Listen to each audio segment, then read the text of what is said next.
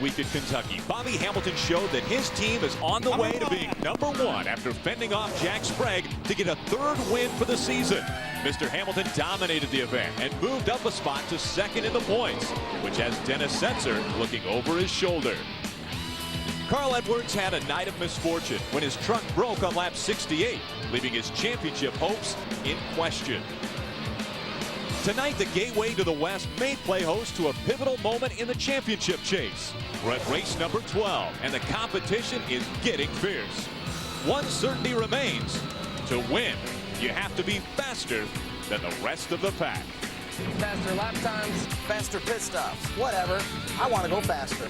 Faster than you.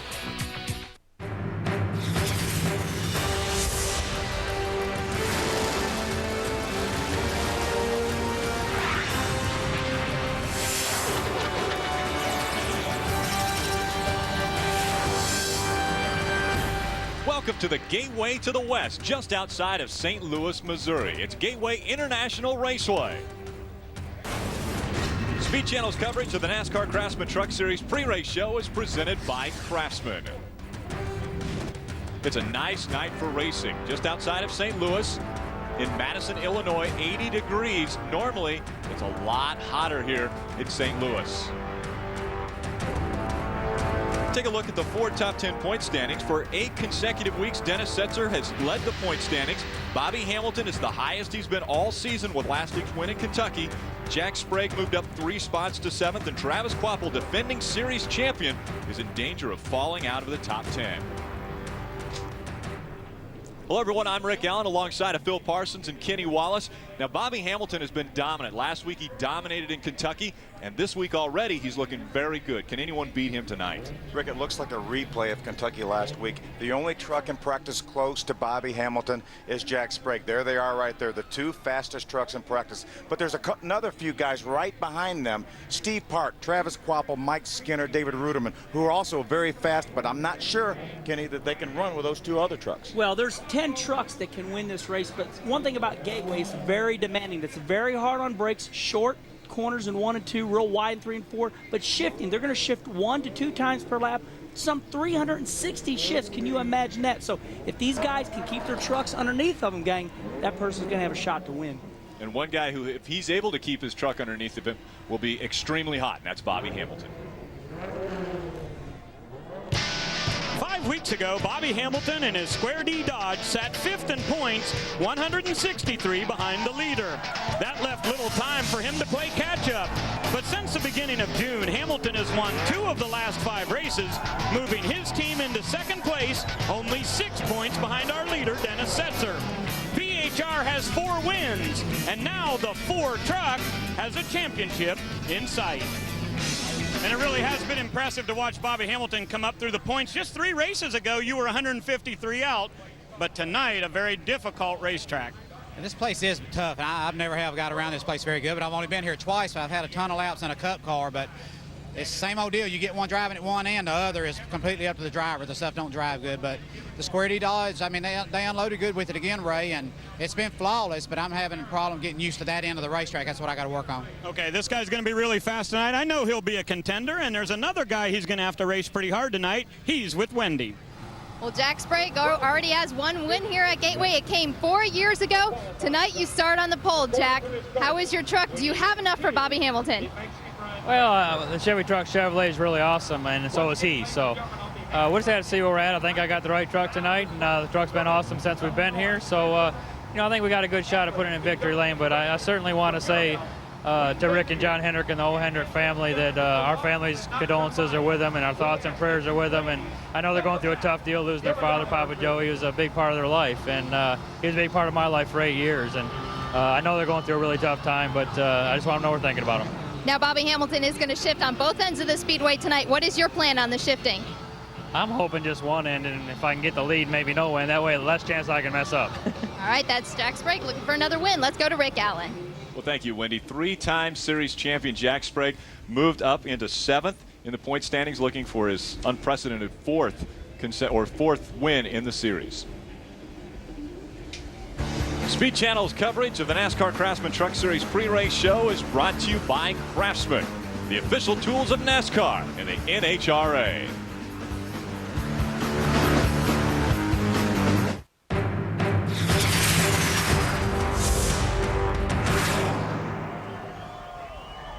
Welcome back to Gateway International Raceway for race number 12 for the NASCAR Craftsman Truck Series.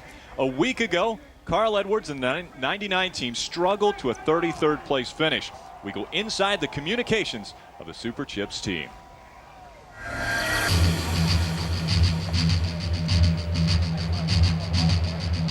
going to go give this thing 100%. We're going to finish this race, and we're going to get everything we can out of it. I love you guys. Thanks for being here.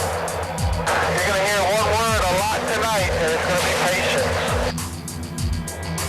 Green flag, green flag, green flag. Carl Edwards jumped out in front of the pack. One of the drivers out there on the track is going back. That's Carl Edwards. Carl's fallen all the way back to the 14th position, so he's obviously fighting that loose condition. He would love to see a caution flag right now to get him make some adjustments. That's all. You just loose in or loose everywhere? I'm loose everywhere. Yellow is out. Yellow is out. You got a truck in the wall off the tube. Way off behind you. All right, talk to me on my changes. Now we got to be careful not to go too far. So let's go ahead and make some nice changes here. All right, let's not mess with the air pressure. Let's just put a rubber in the left rear, a rubber out of the right rear, and maybe half a pound out of the right rear. Good job hanging on to it. We'll get it fixed for you. Simple. I know it's ugly, guys, but once we get it right, we're going to be fast. All right, guys, we got to get through all the adjustments. Let's get all the adjustments. Get it pointed in here, Carl. There we go. Nice to get her stopped. Trouble for Carl Edwards. We saw sparks under that Super Chips 99 of Carl Edwards. Something has broken. What happened? Yeah, I think we broke the motor. It's still got pressure. It's still idling, but it's vibrating. Hey, it's the clutch broke, okay? I think the clutch broke. The motor's good. It's the clutch. Just come to your pit box. There's an opening right in front of your pit box. I'll just turn right in there. Carl Edwards, who started second, was second in the points, has gone behind the wall with damage. Get the starter off. Takes a 3/8 and a 9/16 line. What's going on here on these tracks, man? Let's get this thing fixed. Hey, guys, I still want to get them out there.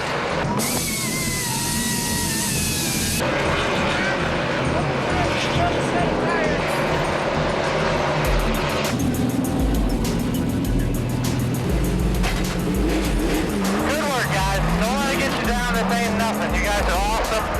Don't worry about it. I really appreciate all the hard work today. You know, they run these race trucks so low now. My assumption last week when we found out that the flywheel had broke on this 99 truck was that it actually came down and hit the track. But, Carl, you say that's not the case. No, I don't think it hit the track. Something might have came up in the bell housing and got it, but I think it just failed. You know, just a crack or something. Man, that was frustrating. Gosh. That's a weird thing. I'm not sure I've ever seen that before, but a tough racetrack tonight. And I know you guys lost some points last week, but you got to get focused and get back in it. Tell me what you expect for tonight's race. I'll tell you what, I'm really excited. This is almost like a road course for me, and I think I'm going to run better racing with guys than I did by myself in practice. So I'm really looking forward to it, and I'm excited to have Kenny up in the booth. I'm trying to get him to go dirt racing with me Wednesday. We're going to Sumner, Illinois, but you know, I won my first feature at 15 years old right up the street in Godfrey, and to get a win for Super Chips here would be awesome. That would be pretty cool. Carl Edwards into number 99. Now let's hear from Matt Crafton. I believe he's standing by with Wendy. I sure am, Ray. Matt Crafton's been on a roll. He leads the series with the most top 10s this season, but tonight you start 15th, Matt. What is it going to take to get through that traffic, and do you plan on shifting? Oh, yeah, we're going to shift. We're going to try without shifting each time. Pit stops. Pit stops are going to be really key. These guys have been working really hard. Wally Rogers going to make some good calls on the pit box. He's making faces at me down here, too. So, yeah, we're looking forward to tonight. 15th, just starting spot. All right, that's Matt Crafton. He's coming off his career best finish of 4th. Let's go to Rick Allen. Matt Crafton sitting 5th in the point standings right now. And the man on top of that list is Dennis Setzer. It's been a tight points race. Dennis Setzer's been moving the wrong direction. 6 points separate himself and second place, Bobby Hamilton. Carl Edwards' problems from a week ago dropped him back to 100 points out of the top spot into 3rd. Crafton in his highest point standings this season in 5th. Chapman with a great season so far in 6th. last year's champion. Rounds out the top 10, Travis Quapple, 244 points back.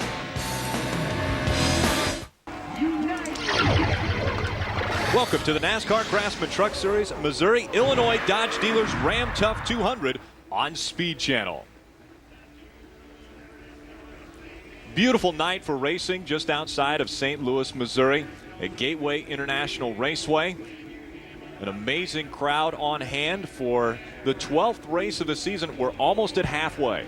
Yeah, what a tremendous year it's been so far. Bobby Hamilton has really made a run. Dennis Setzer looked like he was pulling away a couple of races ago. He had a 131-point lead. Now it's down to 6. Yeah, you know, and we're getting into the heat part of the season. Everybody was expecting to come to St. Louis here. 100-degree weather. It's beautiful. 80 degrees, and it's getting colder as we talk.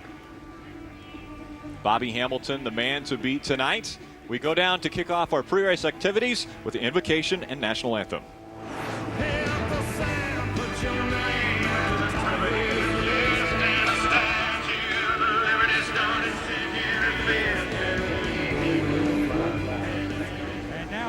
Gentlemen, to give tonight's invocation, please welcome the Reverend Kim Simkus of the First Baptist Church of South Roxana.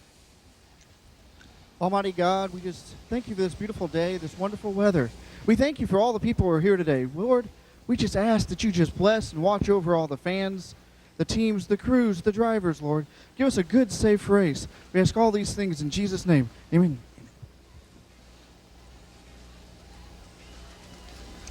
And now, ladies and gentlemen, to honor America, I'd like to introduce Columbia recording artist to sing our national anthem, Mr. Travis Tritt.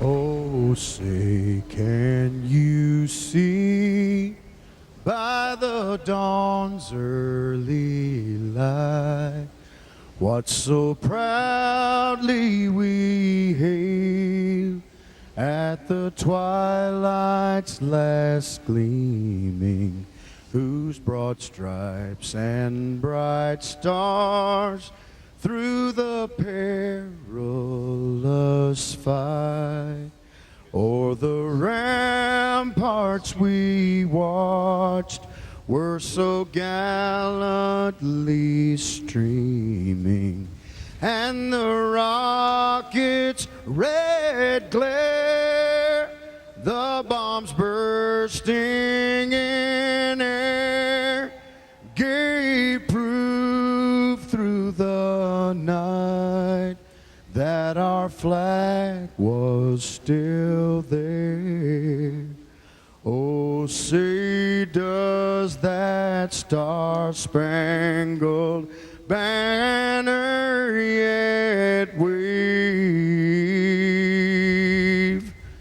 o'er the land of the free and the home of the brave?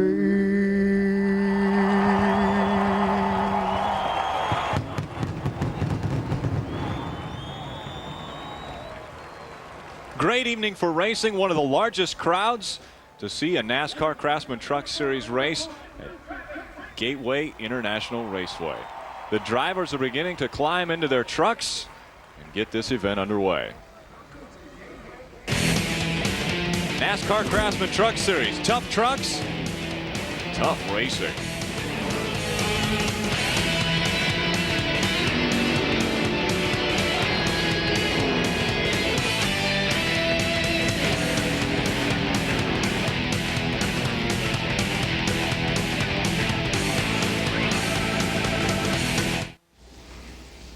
Craftsman is awarding 19 autographed toolboxes this year that will include a full set of tools. They're the same toolboxes that are awarded to the winning truck drivers in Victory Lane. All you have to do is enter on speedtv.com.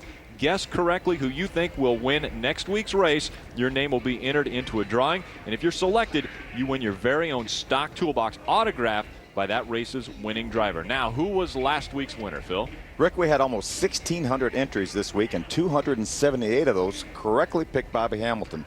Due to the drawing, Todd Swirsky of Perryville, Missouri, just down the road here, south of St. Louis, won, and he will get that toolbox autographed by Bobby Hamilton. Congratulations, and remember to log on to speedtv.com. It's the only way you can win.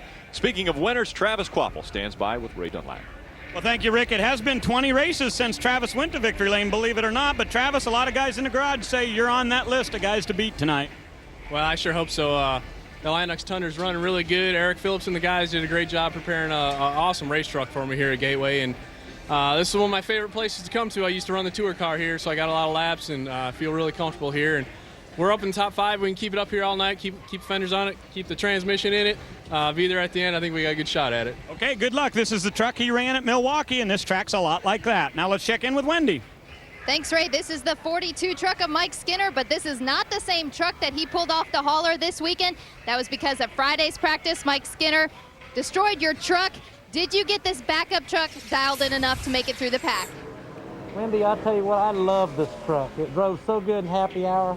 This is my favorite truck. It's the truck we ran at Dover, and this is a hell of a way to get to have to run it, but made a rookie mistake early in practice, tore up our little Tundra. Now I got my baby back. We're going to be fine. Now with this truck, you're sitting 11th in points. Is this the weekend to start turning things around and moving up in points? Well, I certainly hope so. We had a spring collapse on us last week. Been caught up in a couple of crashes that's occurred up in front of us, and we've just had a little bit of streak of rough luck. We've been pretty competitive on the racetrack, though, and I don't see tonight being any different. I was pretty happy after happy hour. All right, that's Mike Skinner. Good luck tonight. Let's go to Ray Dunlap. Well, Wendy, on the hood it says the Orleans, but on the backside here you see Casino Queen, and that is the local gambling boat. And Steve, I know your luck hasn't been great lately, but you ready to roll some good dice tonight? Yeah, we certainly are, Ray. I mean, the Casino Queen Dodge is running pretty good, and we have a new pit crew on hand for just the weekend, and actually looking forward to coming down to the pit road. The guys are really great that we have, and built some good trucks, and give them a chance to train before Michigan. So again, just my hats off to the whole entire Orleans Dodge team, and we'll go get them. Okay, have a good time, guys. Back up to the booth. And as Ray had mentioned, the Casino Queen on board with the 62 Dodge tonight. And Steve Park seems as though he has turned his luck around. So we'll look for good things out of Steve Park. Let's get this race started. And to do that, we need to go down for the most famous words in racing. All right, ladies and gentlemen, and now go, no go for launch. For the most famous words in motorsports, go, Fido. I give you our Grand Marshals, Cher Rujewitz and Kelly Caldwell. Cher, give it to us. Drivers, start your engines.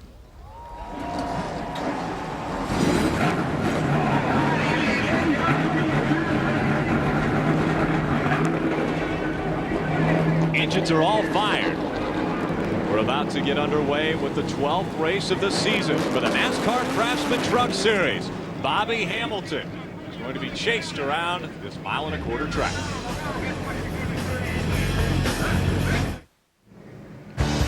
The NASCAR Craftsman Truck Series Missouri, Illinois Dodge Dealers Ram Tough 200 on Speed Channel is brought to you by Dodge. You can take life as it comes, or you can grab life by the horns. Dodge. By Craftsman, the official tools of NASCAR and the NHRA. And the U.S. Army, an army of one.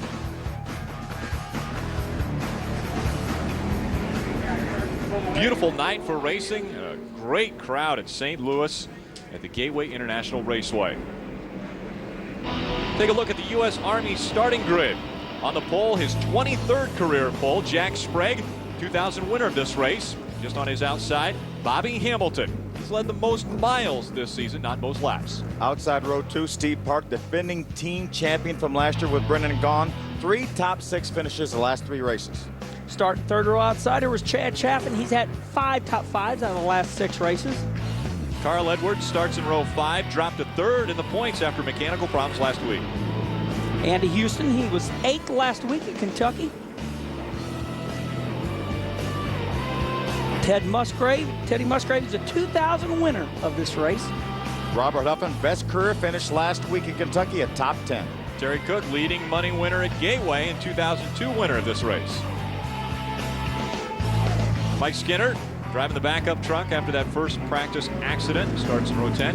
Inside row 11, John Wood, the Roush Ford, said his truck was very, very good.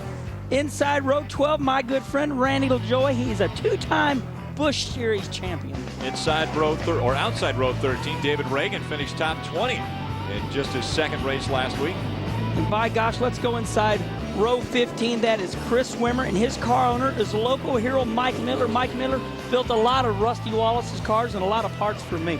Rounding out the order, the final four, 34 trucks will start tonight's race.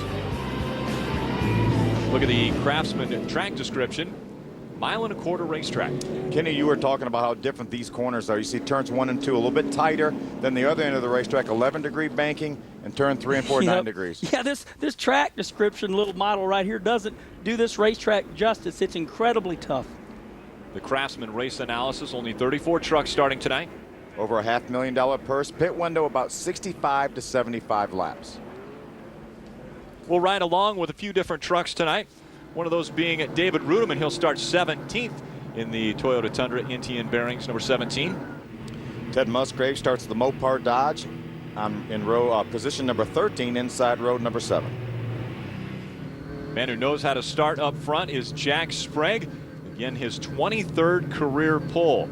We'll be riding on board with him. If he wins from the pole tonight, he'll win $6,000 for his team. If he doesn't win, $2,000 will be added.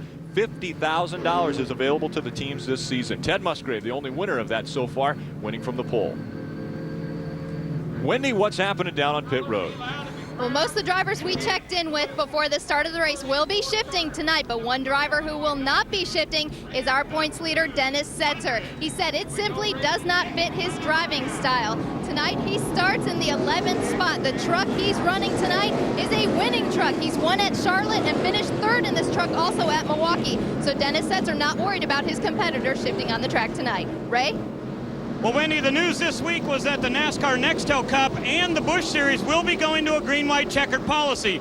Now, in the NASCAR Craftsman Truck Series, 44 times we've had one. Right up there on the flag stand is where the action could be tonight. But after tonight's race, we will have a new policy where there'll only be one attempt at green-white checkered. 4 times in the history of this series, we've had more than one. Tonight will be the last time that could ever happen.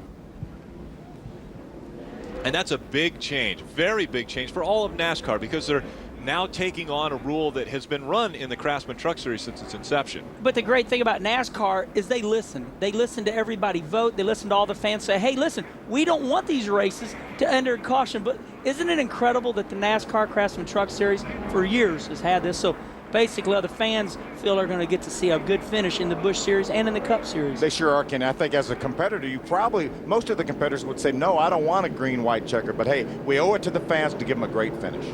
Well, we do, that's for sure. And you talk about a finish, we're getting ready to go green flag here. I'm at home in my hometown. I got goosebumps. The weather's awesome. The Cardinals are 7 games in front, guys. I'm thankful to be here. And we're thankful that Jack Sprague will bring the field to the green flag to get underway with the Dodge Dealers Ram Tough 200.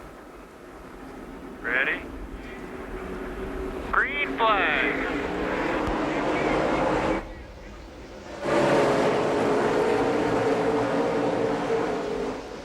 Sprague immediately moving to the outside in front of Bobby Hamilton. Hamilton goes on the high side as we go through 1 and 2 for lap 1. I'll tell you what, Jack Sprague wasted no time. I mean, he really got a great start. It's very clean, but now this is where it gets tough, guys. You go down in the 3, and there's not a lot of room getting in the 3. Especially early on. We had an ARCA race here yesterday, and there was some side-by-side racing, but you see Shane Meal, the 4th truck on the inside, the orange number 15, make a good move on the inside. The inside is the place to be. That's for sure. There's Steve Parker, who's really had an awesome run the last month, 3 touchdowns. Wow, did you see that? Shane Meal got into park going into 1. Side-by-side racing, the battle for 4th. Shane Meal holding the spot ahead of the 62 Casino Queen of Steve Park. 12th and 13th, right ahead of Ted Musgrave. You see Robert Huffman on the outside. That's Dennis Setzer on the inside. David Starr on the outside. Look, Dennis Setzer sideways. Sideways early on, and Dennis Setzer knows about getting sideways early on. He had problems 3 races ago that virtually knocked him out of the top spot. Remember, Kenny, most of these trucks are going to be a little bit loose because they're full of fuel. The air pressures are down. Until they burn off some fuel, get the air pressures built back up, they're probably going to be fighting loose. That's right. I mean, you're sitting there looking at Bill Lester. He's all over the place right now. You know, one thing about Gateway, out of all the racetracks we go throughout with the NASCAR Craftsman Truck Series, this is the hardest racetrack we go to. Everybody gets single file. Everybody's side by side. Now it looks like everybody's calmed down. Except for right there. Except for those 18 rows. Yeah, exactly. We've seen a little bit of loose early on. Is that going to be typical on early, at the beginning of runs? Loose is typical here. You don't want to be so loose, you know, that you can't drive the truck. But right now, as you see a fight for the lead, Bobby Hamilton, here he comes. He's wasting no time here. He's let Jack Sprague get his 5 points, led a couple laps, and here goes Bobby Hamilton. Sprague, this was the 7th race that he has led this year. Leads the series in laps led, and now Bobby Hamilton would like to take away that honor now as he goes by the start-finish line. Last night in happy hour, I was watching this Ford truck of Bobby Hamilton. I keep hearing how great he is, and he is great, but turn 4, Phil, is where I seen he was really strong.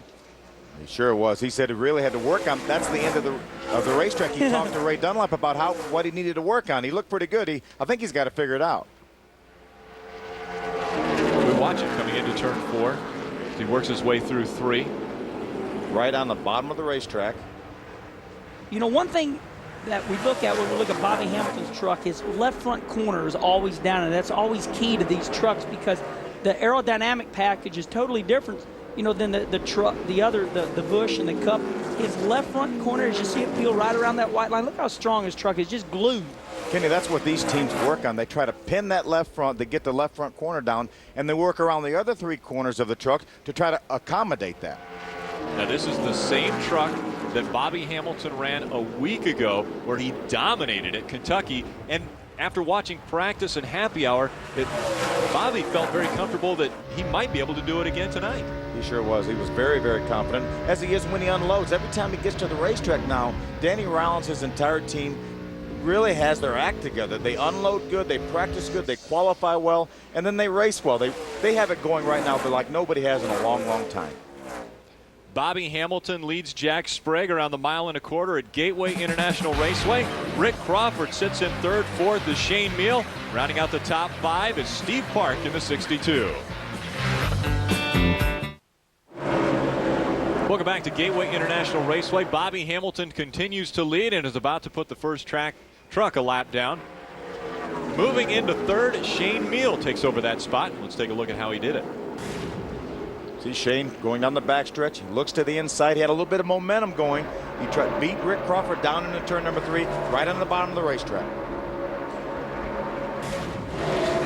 With more on Shane Meal, Woody Norris. I talked to Shane before the race, and he said the handling of this truck is excellent, but he was complaining about the motor. Doesn't look like the motor's giving him much trouble now. That's because crew chief Richie Waters made a gear change in order to help that motor. He said it was a high RPM engine, so that gear change is helping Shane Meal on the track move up those spots. Wendy, you're exactly right. I was talking to Shane and Richie Waters, crew chief, earlier today, and they said this is a test motor for DEI. That's who they get the power plants from. Dale Earnhardt Incorporated. We got a great side-by-side battle for 13th right here, but they said this is a high rev engine, but it really doesn't have as much torque as some of the other motors do, but they really like to turn the high RPMs.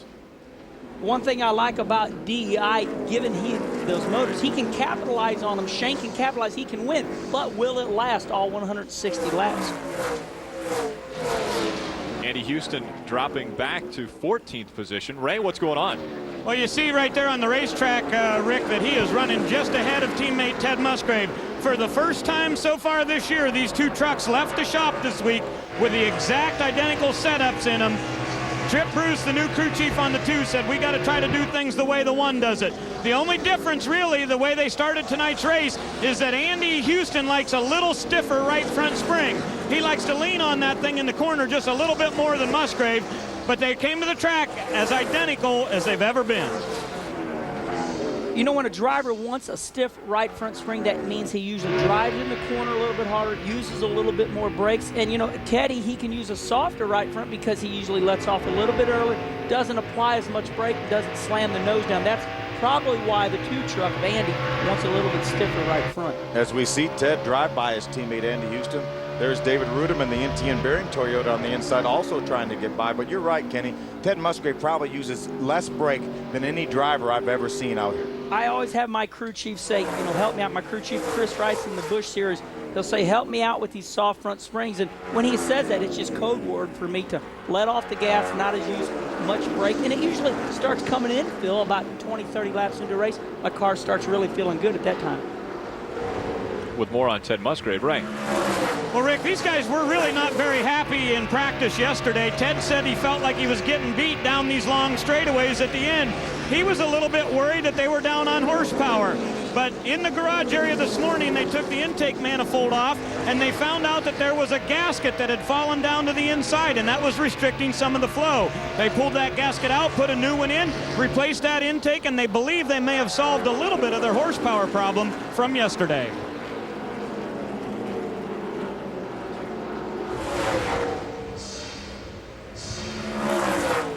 Ted Musgrave started in 13th, currently running in 13th. Bobby Hamilton hasn't put a lot of distance between himself and Jack Sprague. A week ago, he had as big a lead as 8 and 9 seconds over second place. Hey, I'm going to tell you something I've been noticing right here. Shane Mill, the truck in third spot, and here he is. He has got a really good-looking groove down in turn 1 and 2 as he comes off a four-field. Let's watch this groove. He's getting a lot of speed down this back straightaway, which is really helping him out. What I've noticed is the trucks leading are really slowing up to peel around the bottom. Let's look at this 15 truck. Goes in. See how he's going up there a little bit? He shoots it down, gets a little bit better momentum. I noticed coming down this back straightaway, this is where he's catching these leaders. He has been diamonding the corner a little bit more than he did that time. That means he's let the truck move up in the center of the corner, get it turned, get a straighter run off the corner. He has definitely been catching the leader, Bobby Hamilton. Hey, you know something I noticed there? If you look in the windshield, he doesn't have his visor down on his helmet. Now, why would he do that? He may have a dark shield on, and the sun's going down, so he may have to lift that up, or he may have it open to get a little bit of air in there. You know, Rich, there's that groove I was talking about. Up high, down low. The last time I tried to show it, he really didn't do it. He had been doing that. Now look how much he closed in. And it really gives him a lot of momentum. I just really wanted to point that out, why he was catching those guys. He was about a tenth and a half of a second faster than our leader, Bobby Hamilton, that last lap. Wow, look at that. His last lap for the leader, 130. Leader speed, 129. He's closing in on him. We've had 2 leaders so far in the Dodge Dealers Ram Tough 200. Jack Sprague led the first 3 laps, and then Bobby Hamilton took over and has led the last 16.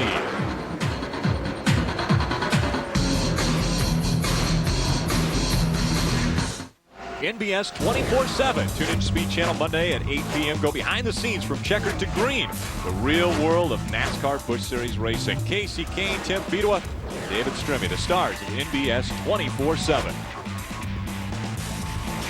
While we were away, somebody had some bad luck, and wouldn't you know it, it'd be Steve Park in the Orleans 62. Let's take a look. See Steve drive down in turn number 1 as on the outside of the racetrack. 14 of Rick Crawford, the 24 Travis Kroppel go by on the inside, but he looks like he's not quite up to speed yet. Ray, you got more on Steve Park? Yeah, I do, Phil. Earlier on the radio, Steve had come on and said this thing's very loose on entry. I'm going to try a little different line. So we thought maybe he was doing that, but it turns out that his ignition box, primary box, went out on the truck, and he wanted to get up out of the groove because he knew those other trucks were right behind him so that he could reach over and flip the other box. So Steve Park in that number 62 truck is now on box B.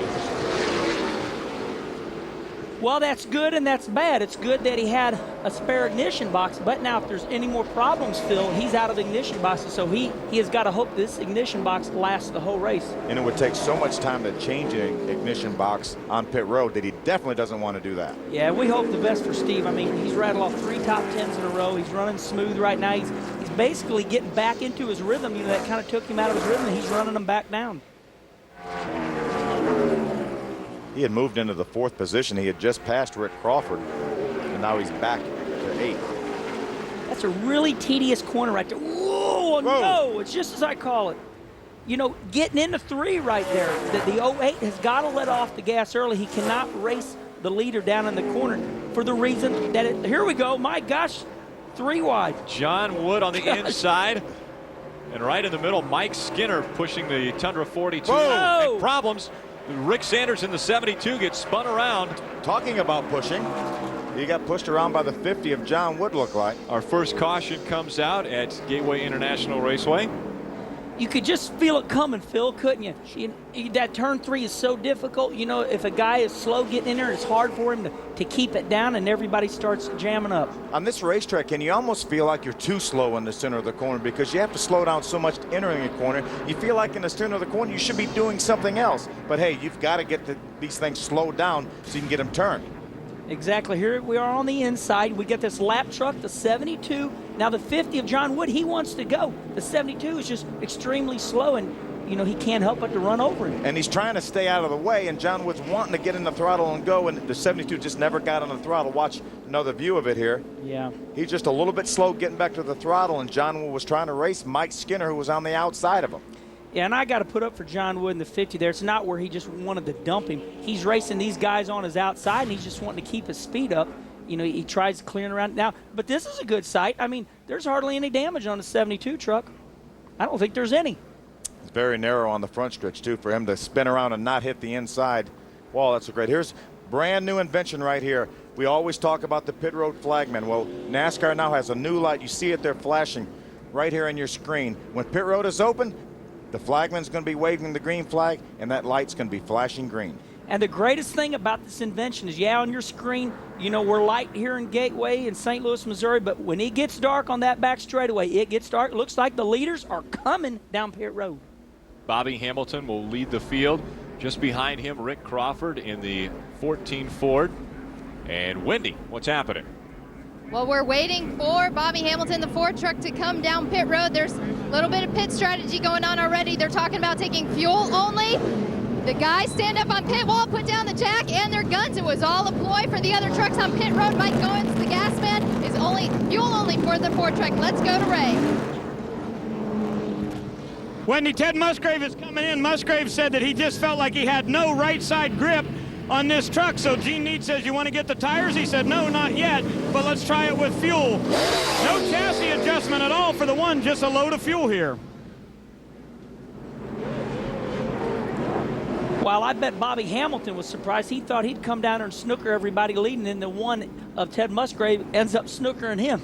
Kenny, this race is 160 laps. Wow. What a tight battle off of pit road there. This race is 160 laps. A lot of the Dodges, like Bobby Hamilton said, they thought they could run maybe 65 to 70 laps. Well, once they get about 25 to 30 laps, and then they get in their pit window that they can run on one more pit stop. They start this race, they start at 160 laps, and they run backwards. They can run about 65 laps, so they subtract that from 160, and so they need to get in their pit window. Look at this big jam up coming off pit road. It looks like Highway 55.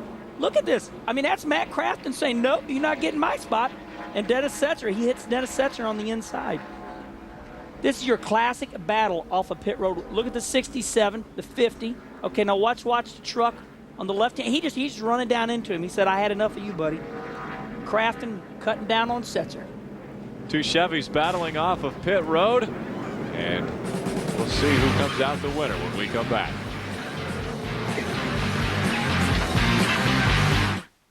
Welcome back to the Missouri Illinois Dodge Dealers Ram Tough 200 on Speed Channel. Still under caution number 1 for the problems with Rick Sanders on the front stretch. Jack Sprague now leads our field. 6 trucks elected to stay out, did not get on pit road for fuel or tires, led by Jack Sprague, our leader. Jack Sprague, Shane Meal, Travis Quapple, Steve Park, Hank Parker, and Randy LaJoy stayed out. And they take the green first on lap 32.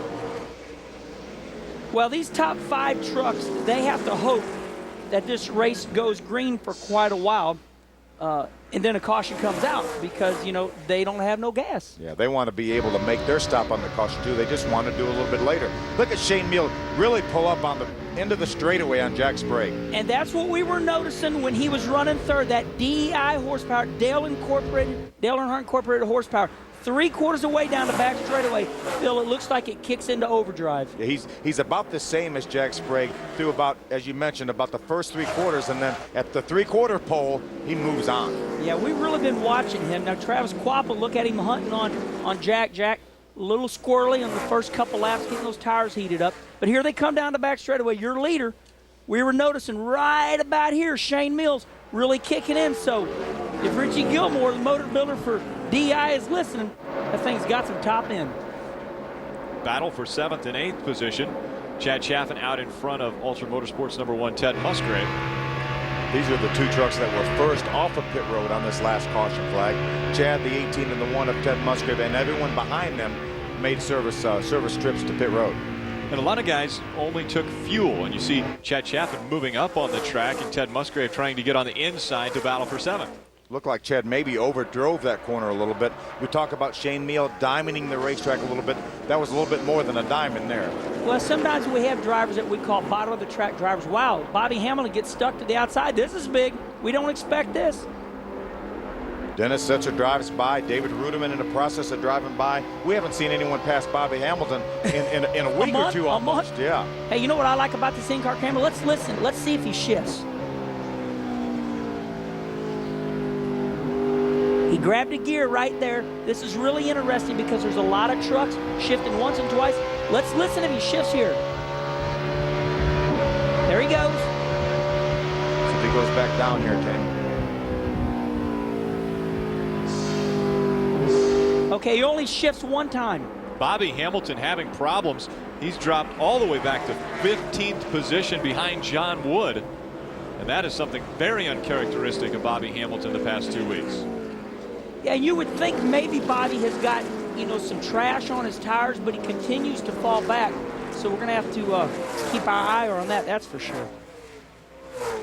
See if we can watch him down the back straightaway. He seems to be keeping up with John Wood. And don't you know our pit reporters are quick on this? We'll probably find out here in a little bit. Kenny, they'll be all over here just momentarily. The Square D Dodge, when it came in for service, only received fuel. They didn't make any changes or put tires on that truck. And so you would think that Bobby said, hey, the truck's good, just fill it back up. Hey, we started at the outset of this race saying, what is going to stop this Ford truck? Who knows? But right now it looks like part failure. He could be handling bad. He's shifting twice. Currently being shown in 23rd position, Matt Crafton trying to work his way back through the field. The reason he's back there is because of the problems on pit road. Okay, we talk about Rubbins racing, Cole, like in Days of Thunder. We'll watch these two trucks as they exit pit road. You bump me, I'm going to bump you back, and this is what his pay up is. When you rub, you take a chance at a left front flat, and you had to come back in, guys. Kenny, Dennis Setzer was only trying to move over to give the guys exiting their pits a little bit of room. He probably bumped into Matt Crafton a few times, and Matt thought, hey, why is he running into me? So that's why he kind of swerved at him, cut down his left front tire, but it really was only Dennis Setzer trying to give the other fellas more room. Wendy? Well, the 6 truck is owned by Kevin Harvick, as we know, and Kevin Harvick has not been very happy with the pit stops on the 6 truck. So that team has practiced 3 times a day. Every day they're at their shop, morning, afternoon, and before they leave the shop at night. They've been working on those pit stops. They had an excellent pit stop when they came in, but it did not matter with that damage they did leaving pit road. They had to come back in and change that left front tire. Rick Crawford, David Ruderman on the inside in the 14 and 17. Chad Chaffin going back a space. There goes Dennis Setzer by Ted Musgrave in the Mopar Dodge. Dennis looks to the inside of Chad Chaffin. I think Chad's having some handling problems, Kenny. And you know what? I can't believe you just said that, because let's stop and think about it. Chad Chaffin, the 18 truck, the camouflage truck, and the 4 truck of Bobby Hamilton, their team truck. So what is going on there? Very similar setups, too, as we see John Wood look to the inside. Whoa! 3 wide. Carl Edwards on the inside. Randy LaJoie on the outside in the 59. Now, that was a veteran move of Randy LaJoie. He's an 2-time champion. He let them guys go. Carl's getting loose. They're still racing, guys. That's Mike Skinner on the outside in the 42 Toyota. He's not going to let Carl Edwards go. Now, watch Randy try to come back and get him. Whoa! Problems. We've got Carl Edwards and Mike Skinner getting spun around. That was a situation, Kenny, maybe he should have let him go. Carl Edwards on the inside, the truck on the inside, always loses air off that rear spoiler, always gets a little bit looser on the inside. I think that's exactly what happened. Me and my friend Kenny Schrader, I would say, Kenny, I knew you was going to wreck, and he'd say, well, how come you didn't tell me? I wish I'd have had a radio right then. You just knew it was going to happen. I hated that it happened, but we called it just because of the way they were beating and banging on each other. Got a flat left front tire on Mike Skinner. That's probably where they made contact with Carl Edwards. Kenny, let's take a look here and see what happened. Remember, going down in turn number 1 here. They are side by side. Watch Carl Edwards. See if he doesn't get loose on the bottom of the racetrack. Straight into him. Yep, got a little bit loose, had to chase the truck up the hill, ran into Mike Skinner. What does Kenny Schrader say, 8 tires are better than 4? Yeah, Bobby Allison always taught me that. He said, hey, if you're on the inside, I got 8 tires. But the problem there nowadays is that you can't beat on guys like you used to. These radial tires and the cars are so stable, when they let loose, everybody goes around. Guys, how rough is this track? I mean, we saw sparks flying from underneath Carl Edwards' truck right before he moved up into Skinner. Well, pit road is open before I answer that. And how do we know it, guys? There's our little green Martian on the right-hand side right there. I think that's a great innovation. Everybody can see it. Of course, when it gets dark, it's going to be a lot easier. Getting back to how rough this track is, I think that's a great question, because when we watch this track out here with the guys running out normally, yeah, there's la-di-da. But in the Busch Grand National race when we run, this is the hardest track we race. Getting into turn 1, running 140, 50 miles an hour, I mean, we're on the brakes. Then shifting, it's hard to get a hold of your truck getting into turn 1 here. It's just not that easy to stay low. Leaders coming down, or the leader coming down pit road, Shane Meal leading the field. Jack Sprague, these are 2 trucks that didn't make stops. Got probably all the 6 trucks that stayed on the previous caution. Here comes Shane Meal into Richie Waters and his crew. Look, they're going to go fuel only. Just going to top it up, a little chassis adjustment on the left rear. Fuel only. He'll be right back out on the racetrack. Ray? Jack Sprague is coming down pit road. 4,600 RPMs in first gear keeps him from speeding on pit road. Sprague said they want to do some chassis changes here, so what will they do? 1 pound of air pressure down on the left sides, 1 round up on the track bar. He did say he thought maybe some wedge would help too, but they decided no, the track bar would be fine. Sprague's guys go to work here. We'll keep an eye on this pit stop. Booth? Wendy? Jack Sprague making his way off of pit road, but not ahead of the 99 Super Chips Ford of Carl Edwards. Rick Crawford stayed out on the track. He is being shown as the leader, followed by David Rudiman, Dennis Setzer, John Wood, and Terry Cook. Let's take a closer look at the Premier Division of NASCAR in our Nextel Cup update.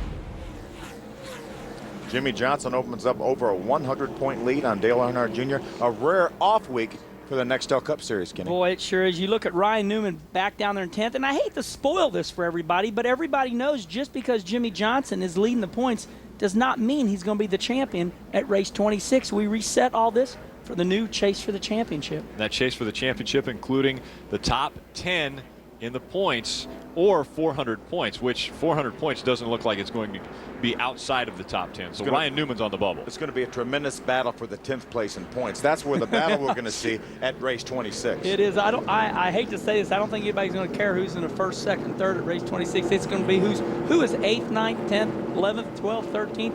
And here we go again. I got goosebumps, guys. We're getting ready to go green. Rick Crawford, our 4th different leader at Gateway International Raceway. Bobby Hamilton, Shane Meal, Jack Sprague, and Rick Crawford have all led at this race. Ready? Green flag. The top 13 trucks stayed on the racetrack. The rest of the field came onto pit road. David Rudiman on the inside of Dennis Setzer early on, battling for the second spot. Setzer in 3rd, Rudiman in 2nd. We heard David Rudiman shift. Dennis Setzer stays right with him, and he is not shifting. He doesn't even have a transmission, Kenny, capable of shifting and using 3rd gear. And it's so incredible. All night long, we're going to document trucks that are shifting once, twice, and not even shifting. To 17 to David Rudiman. He gets up off of turn 4 there. Now you see how nice that is? 2 veterans able to go down into turn 3, 2 wide, and they come out smelling like a rose. We talked about Carl Edwards maybe getting loose on the inside of the racetrack, making contact with Mike Skinner. It looked like we watched during the commercial, Kenny, that maybe his truck bottomed out, and that's why the front end took off and he made contact with Mike Skinner, not necessarily that he got loose on the inside. Yeah, and we have to take care of our buddy Carl Edwards, you know, a good friend of everybody's, great driver, and we were studying the left front wheel, Phil, you know, and he went down and bottomed out and went straight up into him. So, you know, low air pressure, soft springs, sometimes it'll bite you. David Ruderman running strong, his best career finish, a third so far in the NASCAR Craftsman Truck Series, and he's running second tonight. David Ruderman leading the Revestus Rookie of the Year running. Shane Sieg, 87 points. Tracy Hines just 1 point behind Shane Sieg in third in that battle. Tracy Hines had a great top 5 finish back at Mansfield earlier this year. There you see Bobby Hamilton, the Square D Dodge, going by Steve Park and the Casino Queen Dodge. Maybe Bobby has got his truck figured out. And they made changes on that Square D Dodge that last pit stop, put on tires, and so Bobby hopefully has got it feeling a little bit better than when he was backing up prior to that last pit stop. Yeah, I'm a little worried about Bobby Hamilton and Chad Chaffin, two team trucks that within 5 laps of each other both, you know, went amiss. So let's see what Bobby Hamilton's truck is going to do in 25 laps. If he gets past that point, then we'll know he's smooth sailing. A little bit longer runs, maybe a little bit more difficult for Bobby Hamilton. Wendy? Well, we were going to tell you before that caution came out, the 4 and the 18 were both falling back, and they just thought it was the tire pressures. The truck was a little tight on the 4 of Bobby Hamilton, so he slowed down to not run the right front tire off. It's a good veteran move right there, Kenny, because with low air pressure right there, you can really do some damage to that right front tire. He just backed off a little bit, let the air pressure build up before he leaned down it again. Ray? Steve Park came in on lap 42, Phil. They were just wanting to go down around on the track bar to tighten him up just a little bit. It wasn't a big change, but 1 round down on the track bar for the 62. Well, you know what's really impressive about Bobby Hamilton? You look up in the top left corner of your screen, 51 laps out of 160. I mean, we have a long way to go. Bobby Hamilton in that Ford truck, you know how much patience it takes him to say, I have to back off the throttle to save my truck? But if you know how many laps are on the board, you know he'll be there at the end. And you were Bobby Hamilton's teammate for a while in Andy Petrie Racing, so you guys, I'm sure, shared a lot of information. He's a pretty savvy driver. Yeah, and he races accordingly. Sometimes Bobby Hamilton's style aggravates the crew, but he is smart. He has to race accordingly to what the truck or the car is doing at that time. And right now, we got to race for the lead. David Ruderman trying to take over the top spot from Rick Crawford, and he will make the pass as they go down the backstretch. Whoa, Dennis Sitzer almost into the outside wall. Wendy. David Ruderman has plenty of experience here. This is his first Truck Series race, but he has Busch experience. He raced here earlier in the season. He was running in the top 10 when he blew that motor. He's also raced an all-pro car here, so David Ruderman has plenty of laps here at Gateway. The NTN Bearings number 17 Toyota of David Ruderman out in front of the pack for the 3rd time this year. This is his 3rd race he's led in the 2004 campaign. And you know, I know a little bit about all these trucks. The truck leading the race right now, David Ruderman, that shop is about 2 miles from my house, and the crew chief is Bobby Kennedy. And Bobby Kennedy is the master of soft front springs. Some 5 years ago, he was softer than anybody with Michael Waltrip. He quit being Michael Waltrip's crew chief. He is now the crew chief of David Ruderman, the leader, and it looks like they got their act together. You know, I was talking to some of his guys before the race, and they said that on the flat tracks like here at Milwaukee, they really struggled. They went over and borrowed some spindles for this truck from Joe Nemechek, who has such a good flat track program, and look at the result right here. He's running up front. Look at this. This is a groovy-looking track right here. Andy Houston could have got up into the 12 truck. He backed off of it, and as they say, he thought better of it, guys. Battle for 7th. Robert Huffman out in front of Andy Houston. Robert Huffman with another great run this week. Had his career best run a week ago, finishing 10th at Kentucky. Robert Huffman's crew chief was my crew chief back in 2001, Rick Gay. That's George Debidar's team, Innovative Motorsports. Toyota Tundra looking really good as he's closing in on Chad Chaffin, Andy Houston, and the 2 truck up off of turn 2. Back on pit road, the 42 of Mike Skinner with more problems. He was involved with Carl Edwards early on in that last spin that took place on lap 40. David Ruderman out in front. He's your bestest Rookie of the Year leader and leading tonight's race. Welcome back to the Gateway to the West. Gateway International Raceway. David Rudeman continues to lead as he becomes the 5th different leader of this race. Carl Edwards has moved all the way up to 17th position after that problem that he had earlier in turn 1. We talked earlier, Kenny, about maybe him getting loose. You see the sparks from underneath the truck. I think maybe the truck bottomed out, and he had no control. When you bottom out, you steel onto the racetrack. The tires really don't do anything. So he slid up into Mike Skinner, and they both went around. Wendy? Well, last week Carl Edwards had that 33rd place finish because of flywheel. This week he admitted it was his fault. He came over the radio and said he was sorry. He just got free and went up on Mike Skinner. The Columbia, Missouri native was looking for a good finish in his hometown crowd. Last year he finished 4th here. Let's go to Ray. I'll tell you what, Wendy, this has been an incredible weekend for the crew on Mike Skinner's truck.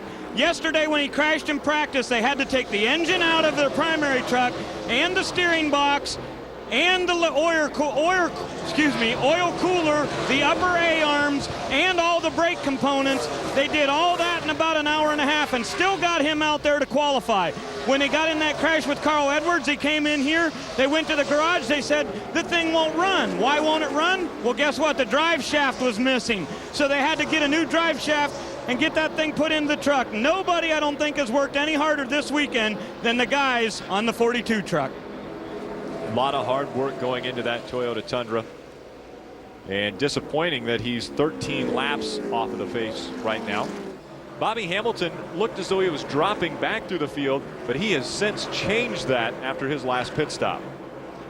A lot of adjustments on that Square D Dodge. He's already worked his way back into the top 10. He restarted this race back in the 20s, 22nd, 23rd, already into the top 10. Looking at 9th place right there, Brandon Witt.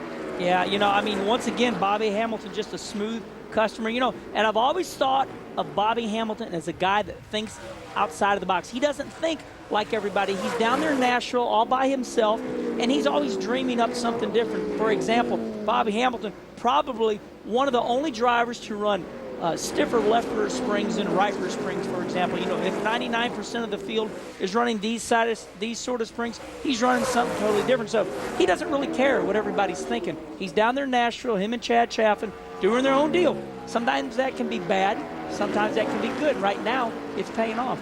He just took away 8th position from Robert Huffman. Bobby Hamilton moving towards the front. Ray? Hey, Rick, I know Kenny likes the number 23. Well, guess what? That's the number on the chassis for David Starr tonight. This is a brand new truck that they brought here to the race this weekend. But they did have a problem earlier tonight. David said he had a real bad vibration and he was going to have to pit under green.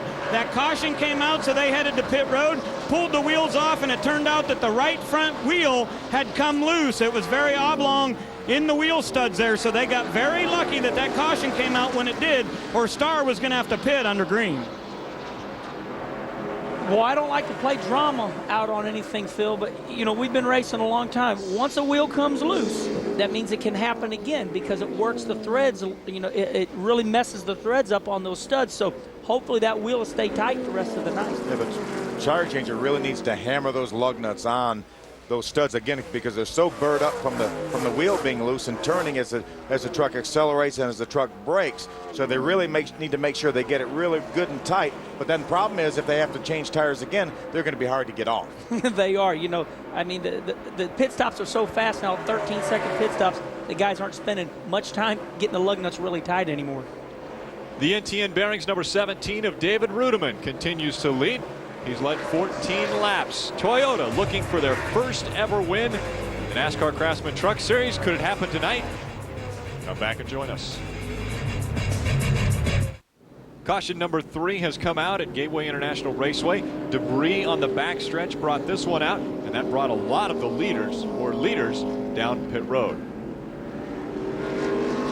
I will have to say that this race is setting up as a thriller in Manila because we don't know who's going to come out on top, Phil. I mean, look at these different strategies. We got 3 different strategies. We never know who's going to pit when the caution comes out because every caution we've had, half the field stays out, half the field comes in the pits. Yeah, I mean, you look at the 17, David Rudeman, here's his crew right now, checking their gas mileage. They'll pour this in, they'll weigh it, and they'll say, okay, you're getting 4.5, 5 miles per gallon. But this is the leader. He pits, and Bobby Hamilton, they're all staying out. So there's no way we're going to know what happened. It could come down to gas mileage. Our points leader, the 46, Dennis Setzer, stayed out. Somebody who came in, Rick Crawford, had problems on pit road. Just a gas and go here. You see him wipe off the grill.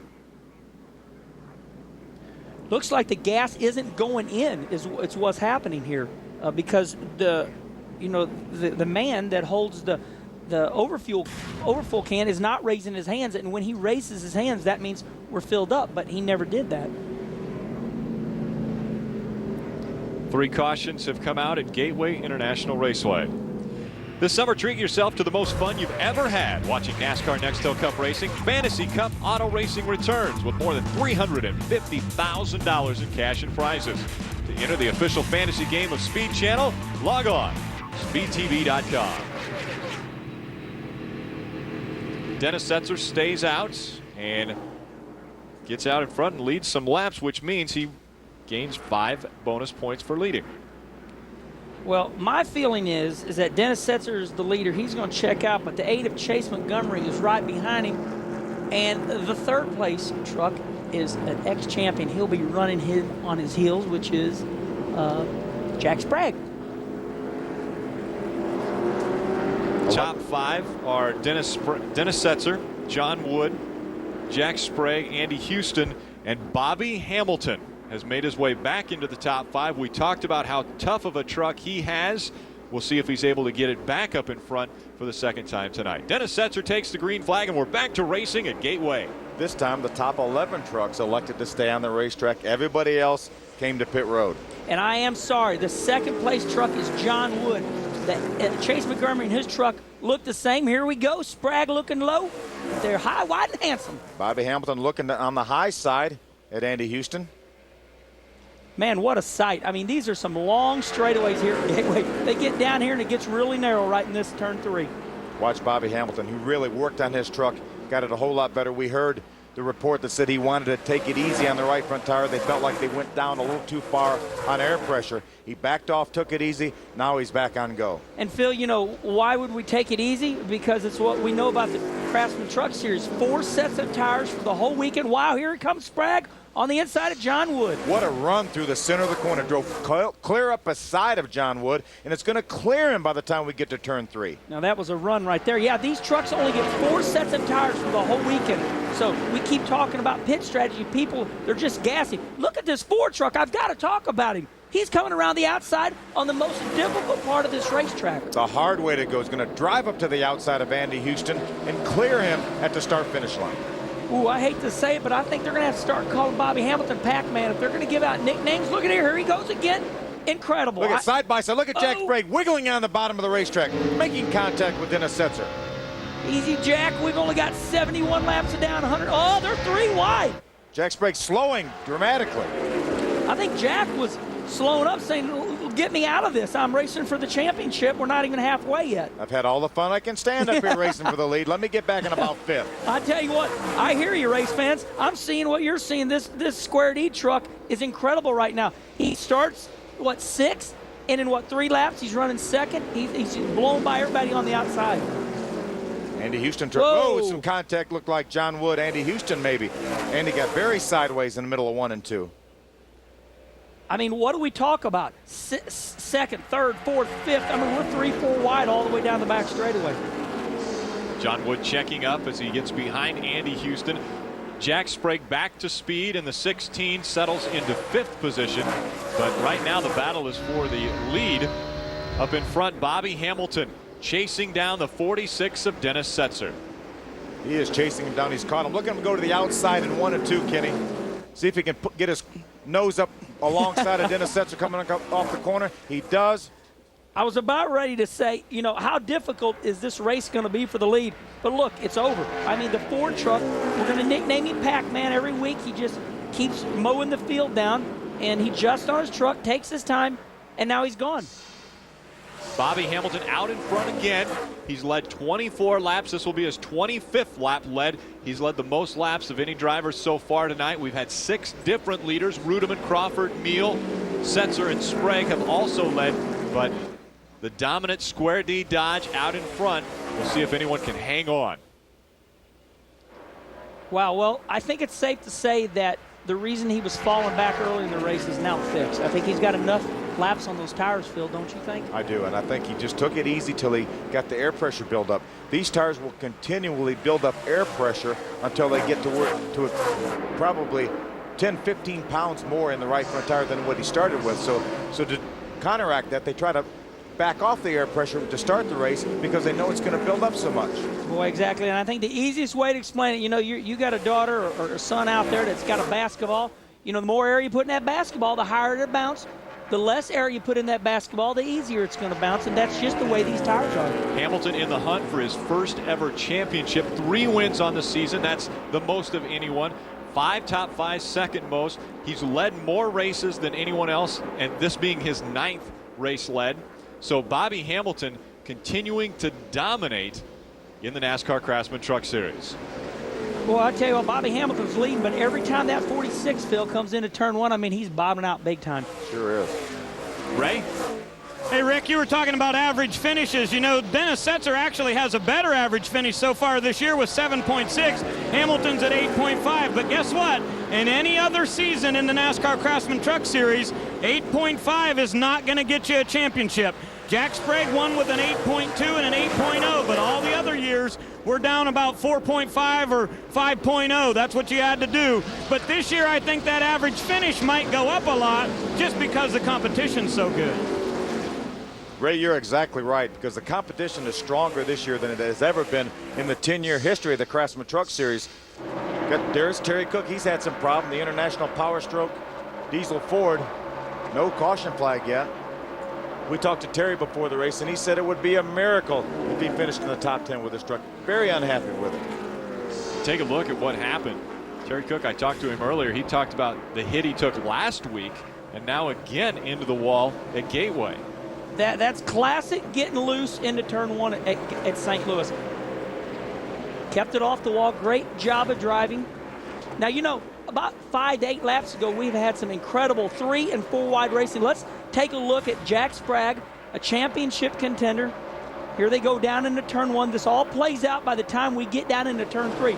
Bobby Hamilton really catches everybody off guard by coming on the outside. Sprague is loose now. Phil, this is great racing. Sure was. That's when Jack got loose on the inside. He said, hey, I don't want to be in the middle of 3 wide. Let me back off here. I'll let Bobby go. We'll try to catch him later.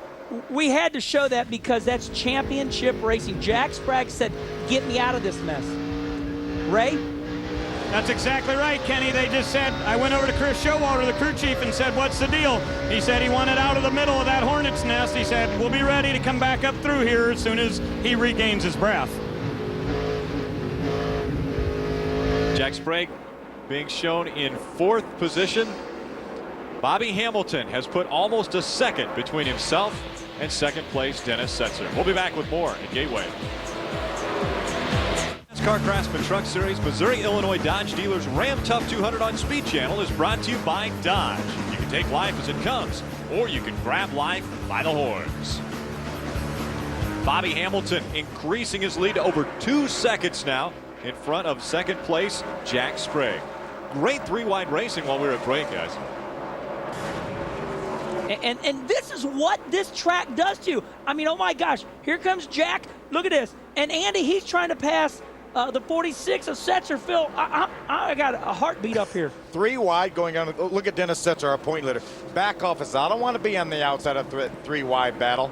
And this is what the Truck Series is all about. But this track does it to you. They're coming off at turn 4. Whoever gets the best momentum, and you know, I mean, you're 3 wide before you know it. Especially when you get 2 trucks side by side, too, Kenny. You get such a pull from a draft. These trucks create such a big hole in the air. You get such a pull, it's easy to drive out beside them and make it 3 wide. Yeah, and we're on board here with Jack Sprague. But you're right. You know, they say, okay, we're racing here at St. Louis, running 140, 50 miles per hour. But you're right. These trucks are so big that it's still drafting. And it's incredible to think that they're drafting, but they do. It happens here. Fans, if you're just tuning in, this is not a replay of Kentucky where Bobby Hamilton jumped out in front of everyone and was in front of Jack Sprague. This is another race that Bobby Hamilton has got figured out and is running very well as he's put 2 seconds between himself and Jack Sprague. Rick, remember, and we talked at the top of the show that this might be a replay of Kentucky, and so far it is. There's Shane Meal, the 15 truck. He really faded after his pit stop a number of laps ago, but he's back on track now. Looks to the inside of Andy Houston. That's for the 3rd position. Shane Meal moving towards the front. And those 2 trucks have been extremely strong. Andy Houston running very well, holding on to the 3rd spot, but Shane Meal wants to take it away. And I've got to laugh about this because this 15 truck, this orange truck on the right-hand side, he's coming through like a cartoon character. He is so much faster than everybody. It's incredible. We're sitting up here in the booth, and all of a sudden, this truck right here, this 15 of Shane Meal, is flying past everybody. And Kenny, he's driving that thing. You see him get loose through that corner there? Yeah, and you know what? The thing of it is about lap 35 or 40, he really backed up, wasn't going anywhere, and we're like, okay, he's human again. Makes a pit stop. He is flying. He's probably the fastest truck on the track right now. If not, he's coming. Steve Park also making his way towards the front. Currently, Steve Park in 4th position, and we saw this last week. He had problems with his pit stops, and that dropped him back, but he was able to work his way back up. Ray? Well, Rick, you're exactly right. They were big problems. Now, his crew was very good at Kansas City, but at Kentucky, he came in running 2nd, went out 10th. The next time he came in running 2nd, went out 12th, and they said, we just can't have that this week. So they brought in some new crew members this week. The guys that are down here pitting him tonight are from 5 off, 5 on. These guys with the blue uniforms on that you see right here they're the guys that'll be changing crew. They'll be changing for these guys tonight. Excuse me, I wanted to show you Harley Roush. He is one of the guys on this crew that is actually going to be called the team captain now. Now expect for Harley and the rest of their guys to get ready to pit this truck again when they go to Michigan. But realize this crew is in Las Vegas. These guys have to fly 3 hours back and forth. They've got time changes to deal with. There's a lot going on. These guys want to get pumped back up, get back over the wall, but they felt like this week they needed to take a break. Wow. That was a lot right there. I mean, you look at Steve Park, what an incredible scenario here. Brendan Gaughan is the guy that drove this truck last year. His dad owns the New Orleans out in Vegas. They don't move the team, do they, Phil? They keep it in Vegas, is that right? That's exactly right. How do you, I mean, my gosh, you know how much work that is in plane fares, but somehow they're still driving, you know, this Steve Park truck to the front. Bobby Hamilton dominating in a world of his own.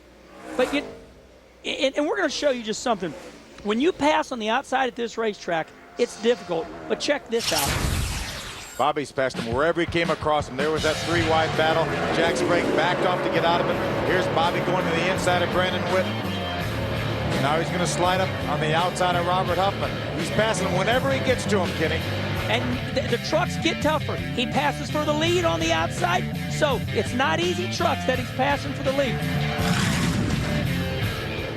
Bobby Hamilton now side by side as we have a race for the lead, and Jack Sprague will take it away from Bobby Hamilton. I'll tell you, I looked a minute ago and Jack Sprague was a second behind, and here he is. He's already caught and passed Bobby Hamilton. Well, now I'm worried about Bobby Hamilton. Here he goes again. We're about 30 to 40 laps on these tires. We thought we made it by. Something wrong with the Ford truck, burning a tire up or something like that. We said in the open, probably the only thing that could hurt Bobby Hamilton would be mechanical. Wendy, what's going on?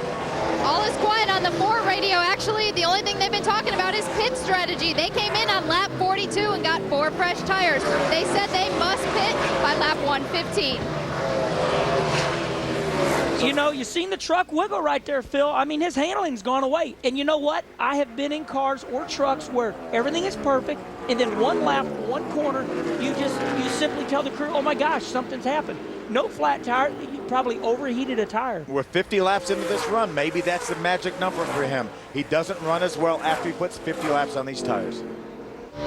Jack Sprague now out in front of the pack. Shane Meal just 0.2 of a second behind him. Meal, the man on the move. Chevy's battling for the top spot at Gateway.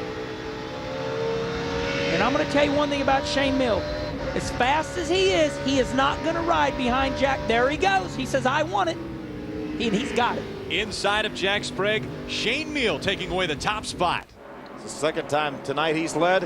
What a great truck. He's been so good, Kenny, the last half a dozen races. Had a great second place run at Memphis a few weeks ago. Looked like he was on the way to victory a couple times in the last few races. Some mechanical problems and an accident. But now, if he can keep it out front, He's got a great truck. Brakes getting a little hot on the 15 of Shane Meal. Smoke coming out as he went into the corner. Shane Meal out in front for the 5th time this year.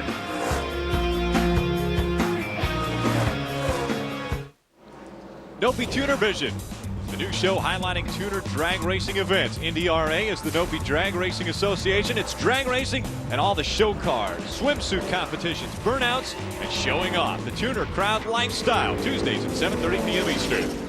Ray? Andy Houston just came down pit road, Rick. These guys last pitted on lap 28, so this was scheduled stop.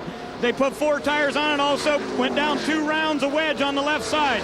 Now we expect the 50 of John Wood to be in probably this lap or the next one. Last time they were in here, they pulled some tape off and went up on right side air pressure. He needs to come to pit road in the next lap, and he is coming to pit road this time. When he gets down here, we'll let you know what they do. And let me tell you something about John Wood right now. One of the most difficult pit roads in all of racing to get on. The entrance is turn 3. You have to make up time on the flat off of the racetrack. He comes down pit road speed right now. And I'm going to tell you something. This is the most nerve-wracking time of a crew chief. He's calling him in, and he's saying, "Dear Lord, please no caution flag. We don't want to go down a lap." Kenny, we have so many trucks on different pit strategies. We had some guys that pitted on lap 28. Ray, what about that 50 truck? No changes for the chassis here. John Wood said this thing's handling great. He's getting through the corners really well after they made those adjustments on lap 28. So the guys go to work on the 50 here. They will get these tires changed. We also expect to see Dennis Setzer coming to pit road, but a real good pit stop for the 50, 16.7. Wow, what a great pit stop. I mean, these guys get it done on pit road. 50 truck, here's Shane Meal. Remember, Kenny, what we were talking about, so many of these trucks on different pit strategies. We had some drivers that pitted. A great battle for 4th and 5th right there. Chad Chaffin on the inside of Dennis Setzer. Here comes Ted Musgrave. We had guys pit on lap 28. We had guys pit on lap 42. And we had guys pit on lap 66. We have 3 distinct different pit strategies going on right now. And what's really going to be cool about this is if we go green flag and there's no caution flag, you know, we are not going to know who's going to win this race. And I hope we stay green the whole time. It might be the most unexpected truck driver this year. As of right now, everybody's on these different scheduled pit stops.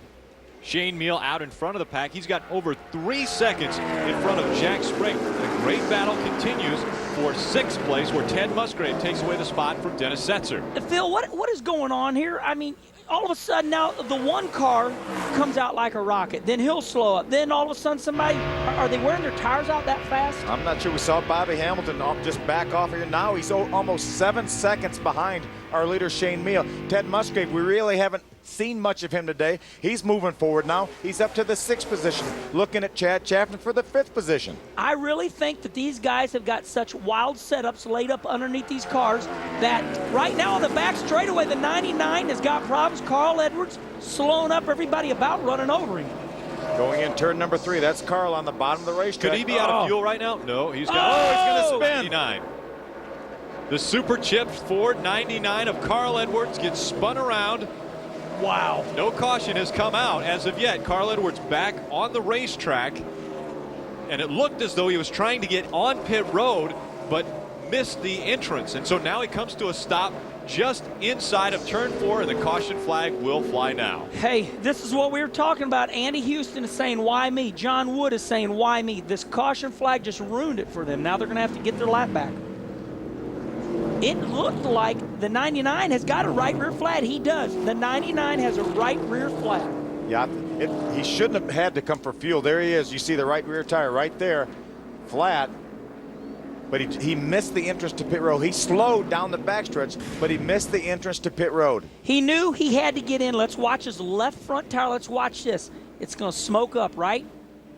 Here we go, right there. He wants to get in, but he sees the grass, and he knows that he can't ride around another lap on that right rear flat. Kenny, this spin is going to be a real break for him, though. He will probably lose 1 lap, but had he made a green flag pit stop, he probably would have come out 2 laps down.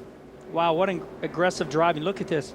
He thinks he's at Eldora on the dirt, high, wide, and handsome. No, this is what's great. He gets it straightened out, and he's going, well, I got a pit. Now watch this. Well, he went sideways through the grass again. Very aggressive driving. Carl Edwards seeing his problems continue. Kentucky, they broke the flywheel, and now problems with the right rear going flat. Pit road is not open yet. There's the flagman. There's what do we call the Martian? We call this the Green Martian Green because Martian. it actually has capabilities of turning on a red light. But this is the Green Martian. Wow, look at the intensity in that guy's eyes. He's going, man, I cannot mess up when my driver comes down pit road. We've got 106 laps complete. This race is 160 laps. Everybody can make it the distance from here. So I think we'll see all these trucks on pit road, with a possible exception of the 50 of John Wood, the truck that pitted under green. Andy Houston, that 2 truck. They may try to stay out to get track position. And right now, it is all about track position, but we're seeing trucks give up. The 4 truck you just seen in pasture, he is a second quicker than some people, and then all of a sudden, 25 laps later, he's a second slower. Now, Phil, with fuel strategy and the Fords normally being able to run a little bit longer, and we see the Green Martian lighting up, meaning that the pit road is open, but can John Wood, who pitted on lap 100, could he make it the rest of the way, 60 laps? He definitely can make it 60. We saw the pit run window is about 65 to 75, so I think he and Andy Houston both can make it all the way, but the problem is right now they're 1 lap down. Shane Meal, your leader, bringing the field behind him down pit road. We expect this to be the final pit stop as they are all inside of their pit window. Wendy, help us out. Well, we documented at the top of the race that Shane Meal did not have a good motor. Well, his thoughts have since changed. He said this motor is killer, guys. He's in for his 4 tires and fuel. He said the truck is awesome. No adjustments on this truck. Remember, he came in on lap 66, so he's back on schedule with the rest of the trucks. Some of these trucks came in as early as lap 28. The crew guys go around to the left side. Richie Waters, the crew chief, is also the rear tire changer. Let's check in on pit road with Ray Dunlap. Well, thank you, Wendy. Jack Sprague and Steve Park get here to their pit stops. You see Sprague will be in the middle of your screen, Park on the bottom. They have a brand new Jackman. Tim Whalen will be working on the 16 tonight because Randy Dean is home with a gallbladder at the hospital, with a gallbladder problem. These guys go to work. Will Sprague be the first one off pit road? They've got the work done. Sprague will leave. We see he will be the first one off. Then we see the 15 will go. Steve Park will have a good stop, 22.2, but that's a longer stop, but he's not going to lose any spots on pit road. These pit roads are incredible. I mean, when they come in, look at the smoke clear. I mean, it's like some fight just went on. You know, they all leave and the smoke's still there. What an awesome job by Jack Sprague's crew to get him out in the lead, but Richie Waters and his bunch for Shane Meal did a terrific job. He will come out in 2nd position, and Steve Park's new Brenna crew for this week did a super job. He comes out in 4th. So possibly the final pit stops have taken place at Gateway as we are getting close to 50 laps remaining.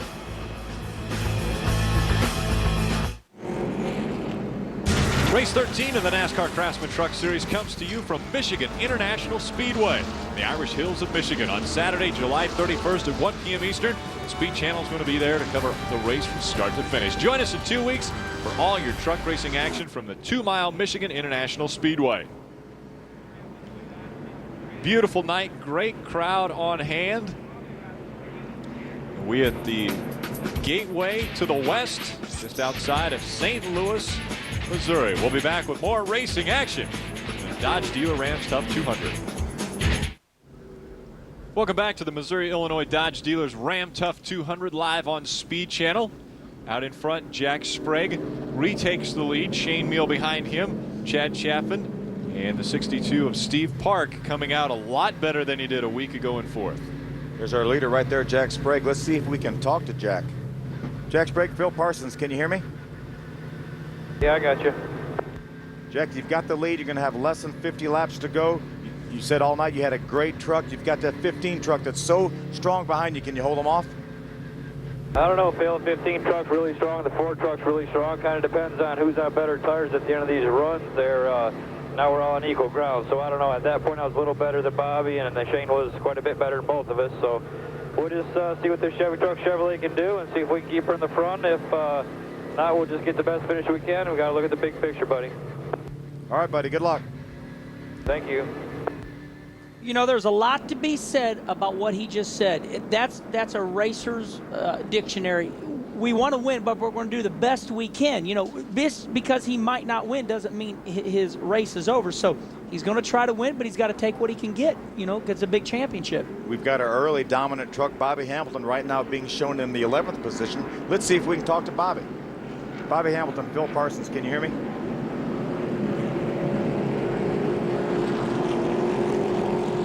Bobby Hamilton, Phil Parsons, can you hear me?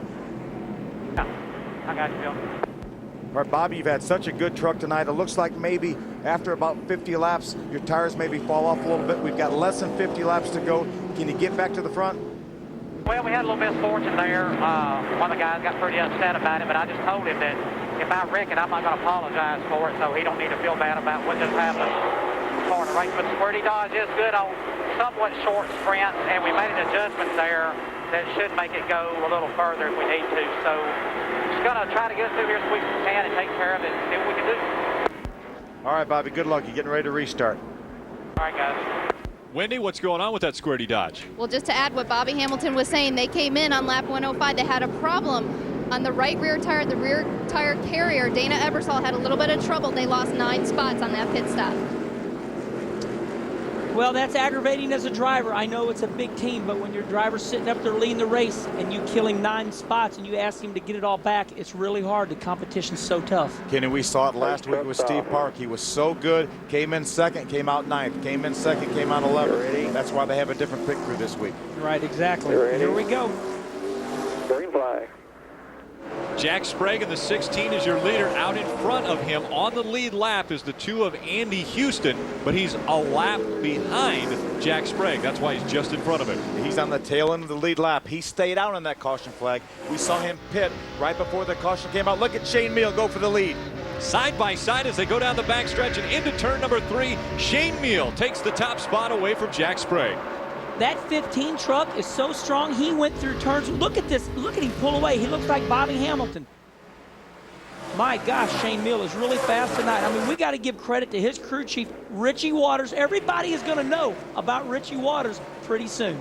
You know, Shane Meal has proven that he was good on the long run because the longer the run went, Kenny, he drove to the front. Here he is. He's got the lead. He's driving away, and he's good on the long run. Yeah, exactly. Let's talk about this 2 one time right here. Shane Meal's going to pass the 2. The 2 is a good truck. He pitted under green, got caught a lap down as Shane Meal blows by, puts him down a lap again. Really important for Andy Houston to try to stay up front as long as he can because he doesn't want any other lap trucks to pass him. If he catches a caution prior to 10 laps to go, he will get the free pass and get back on this lead lap. And that makes it more difficult having Andy Houston in between now, our leader and the rest of the pack, because Andy Houston's a good truck. And so these guys have got to work to get around him. Jack Sprague makes the pass on the inside. But he's also a great driver and a heads-up driver. He's not going to get in the way of these guys. He's going to race hard as we see Bobby Hamilton get another spot right there on the 6 of Matt Crafton. That's the 9th position. He restarted 11th. He's moving up to 9th, and he's looking at Travis Quapple for 8th. Here I go laughing again. I mean, I can't help it. This poor truck, he does that little comic strip. He looks like a cartoon again. New tires. Watch him. He's going to blow by everybody on the outside. That's what he has been doing. Here he goes to the outside. Line as they go through turns 1 and 2. Bobby Hamilton moves to the outside, the high side again. What a great run through the center of the corner on the outside of the racetrack. Bobby Hamilton knows that time is running out. We've got 116 laps completed of 160. He's going to have to get by. There's so many good trucks in front of him. He's got to get past these trucks because he knows how strong Shane Meal is. Travis Quapple just behind Bobby Hamilton. What's going on, Ray? Well, Rick, they did quite a bit with air pressure to try to loosen Travis up. Down a pound in the right front, down in the left rear. Travis said the thing has been pretty good, but he just felt like he couldn't get through the center the way he wanted to. Needed to be loosened up a little bit. He was way too tight in the center. We'll see if this air pressure adjustment helps that Line X Toyota.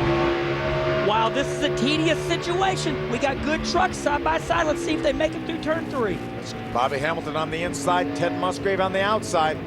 You hear Ted have to pedal the throttle a little bit, but he's got a pretty good run on the outside. He stays right with Bobby, side by side. Two Dodges drag racing down the front stretch, side by side as they go across the start-finish line. And they're still side by side through 1 and 2. Bobby Hamilton trying to make the pass as they go through 1 and 2 and down the backstretch. While Bobby had a run, but this 99 truck is spoiling it for him right now. The Ford truck is held up in traffic. He desperately wants to get by this 99 truck. You see Travis Quapple, who Bobby passed just a few laps ago, is back on the outside. Bobby is being held up by the 99 of Carl Edwards. Ray? Hey guys, we've heard on the radio that John Wood had transmission troubles, but you see he's actually in front of Musgrave right now. He had a terrible restart there, doesn't have second gear, and I thought maybe that meant the whole tranny was giving him problems, but apparently it's just second gear, because once Wood got that thing going, he was pretty good. Now realize he did lose a lap there because they had to pit. They had pitted on 28, came in under green there, and then the caution came out, so that's why John Wood lost his lap. Well, I can tell you right now, patients are starting to wear thin. You don't see it on your screen, but I see it outside the TV booth live.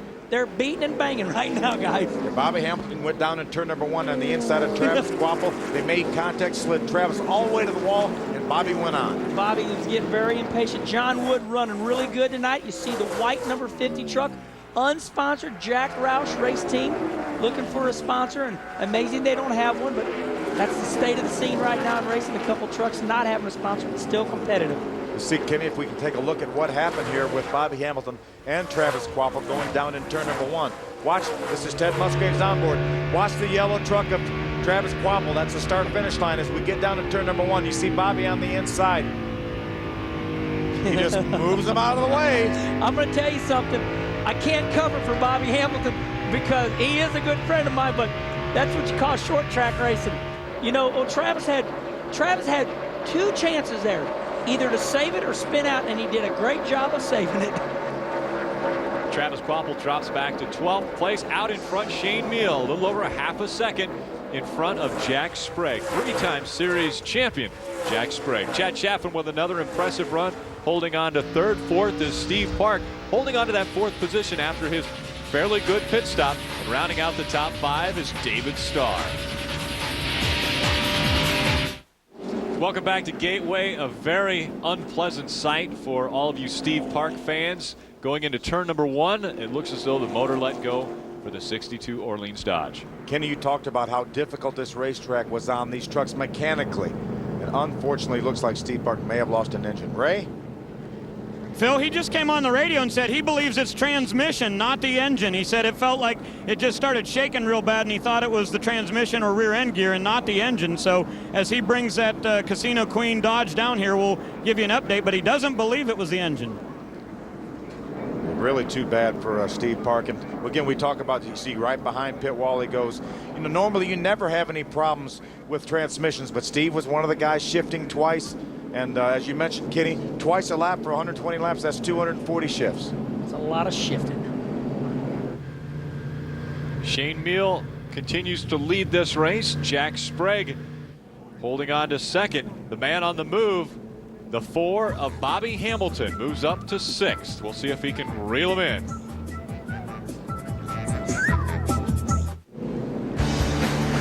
Coverage of the NASCAR Craftsman Truck Series Missouri, Illinois Dodge Dealers Ram Tough 200 on Speed Channel is brought to you by Dodge. You can take life as it comes, or you can grab life by the horns. Dodge. By Craftsman, the official tools of NASCAR and the NHRA. And by the United States Army, an army of one.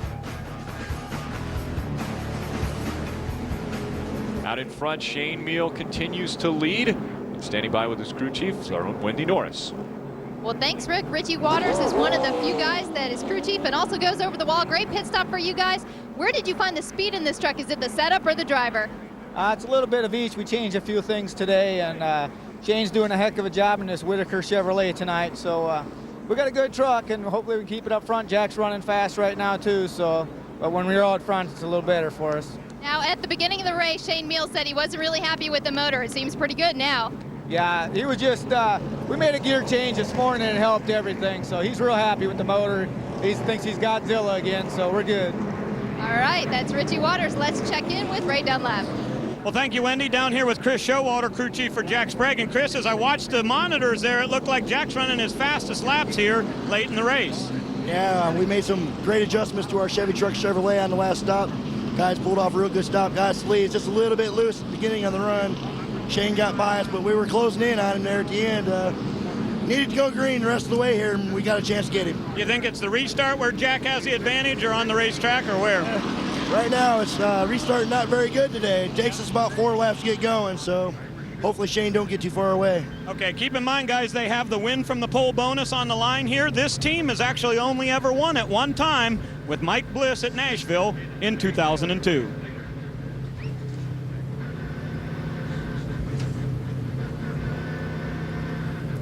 We're riding on board with Jack Sprague, and we have the capabilities of talking to Jack, and currently he's sitting in second. We'll find out if he knows how he's going to get by the 15. Jack Sprague, Phil Parsons, can you hear me, buddy?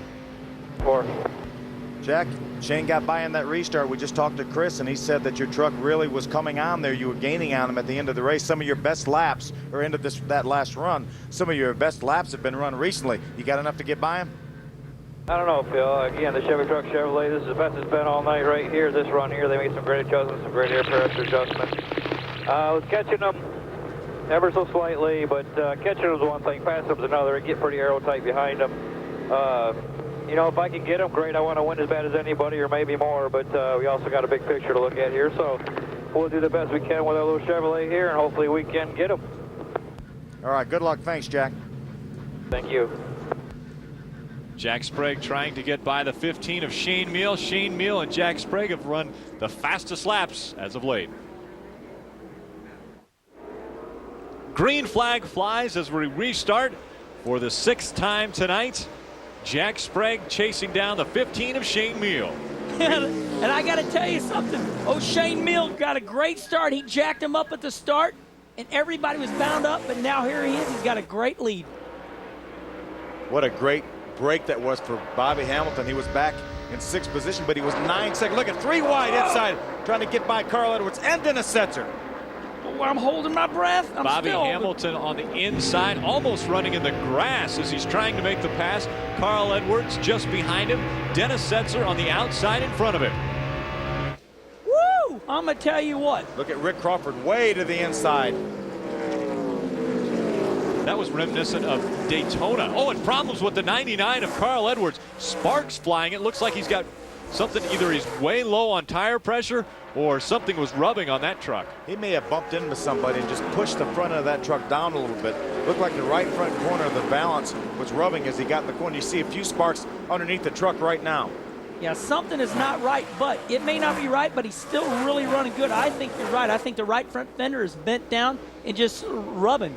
Remember, he's 1 lap down now because of that flat tire. On board with Ted Musgrave. Wow. You can see the front valance on the right side of that truck rubbing on the track right as he goes into the corners. That's pretty incredible because there's nothing broke. Actually, it just got bent down and it's rubbing. Hopefully it'll quit here pretty soon.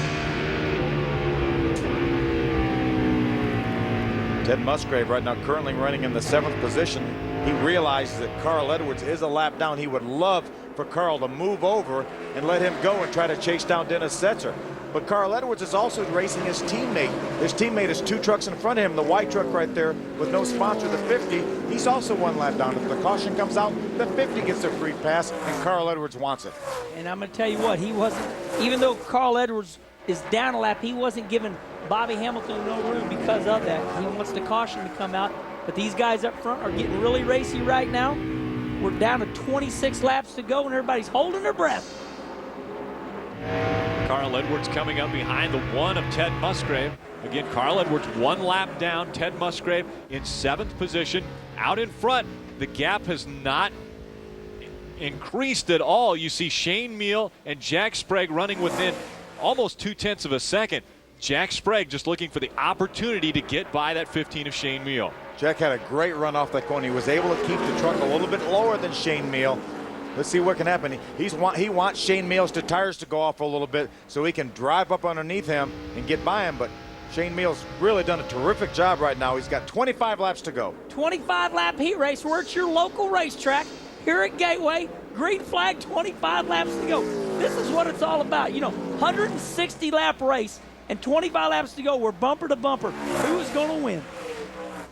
The top 10 separated by about 5.5 seconds. And so anyone right now has an opportunity to get in front. And guys, remember, this race will finish under green. It may be the last truck race that will have multi-green-white checkers if we need them, because that rule is going to change next week. With more on our leader, Shane Meal, Ray Dunlap. Hey, Rick, you know, all kinds of drivers get different motivation each week for trying to get a special win. It might be for your girlfriend, might be for your mom or dad. But this week, Shane Meal has extra motivation.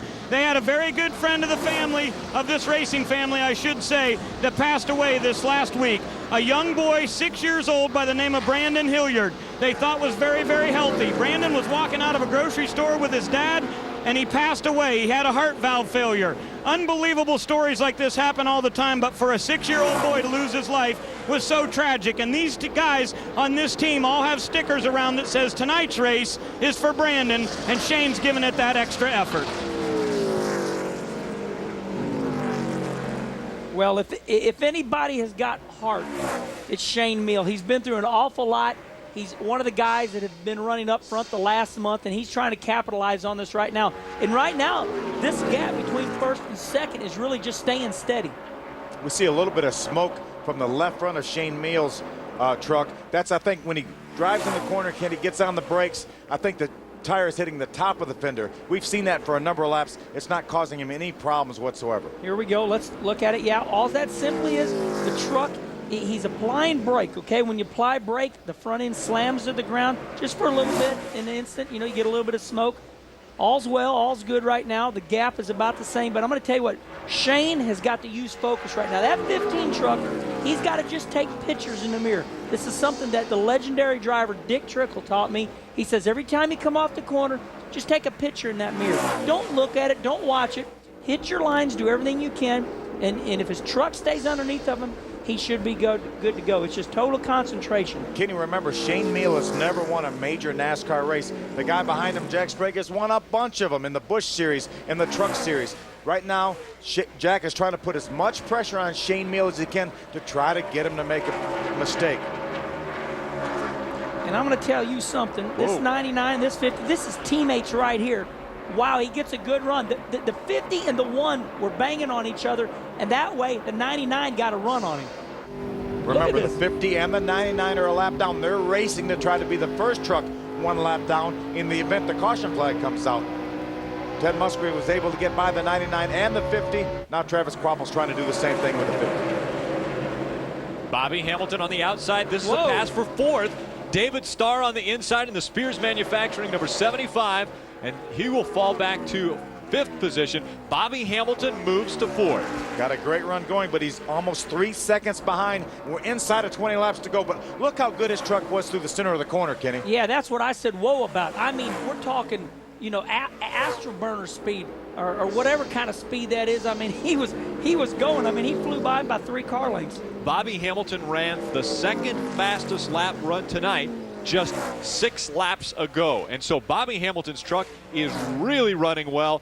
Jack Sprague has run the fastest lap tonight, and that was on lap 120. So these guys are really running fast at the end of the race. And the best thing that Bobby Hamilton, that number 4, that truck, the best thing he has going for him, you know what the truck right in front of him? It's the truck that he owns, which is Chad Chaffin. So if he catches this truck right here, you know, Chad, if he wants to keep his job, going to have to give him a little bit of room. Absolutely, but again, he's still right at 3 seconds behind our leader. Jack Sprague, the 16 truck in second, is only 0.3 of a second behind Shane Meal. Yeah, this is going to be a barn burner. 17 laps to go. We got stories everywhere. We have a race for the lead. Sprague is just stalking the leader. This 16 truck is just all over this 15th, just threatening to pass him every time. Then you got Bobby Hamilton coming, you know, 0.3 a lap. Shane Meal, Jack Sprague going across the start-finish line. And we look at the speeds. Jack Sprague a little bit faster than Shane Meal, but the fastest is the 4 of Bobby Hamilton. No big surprise. He's had one of the fastest trucks all night. We've got a short run here. He gained. He's about 2.8 seconds behind right now, but he's going to need something because at 1/10 of a second a lap, it's going to take him a long time to get that 2.8 seconds.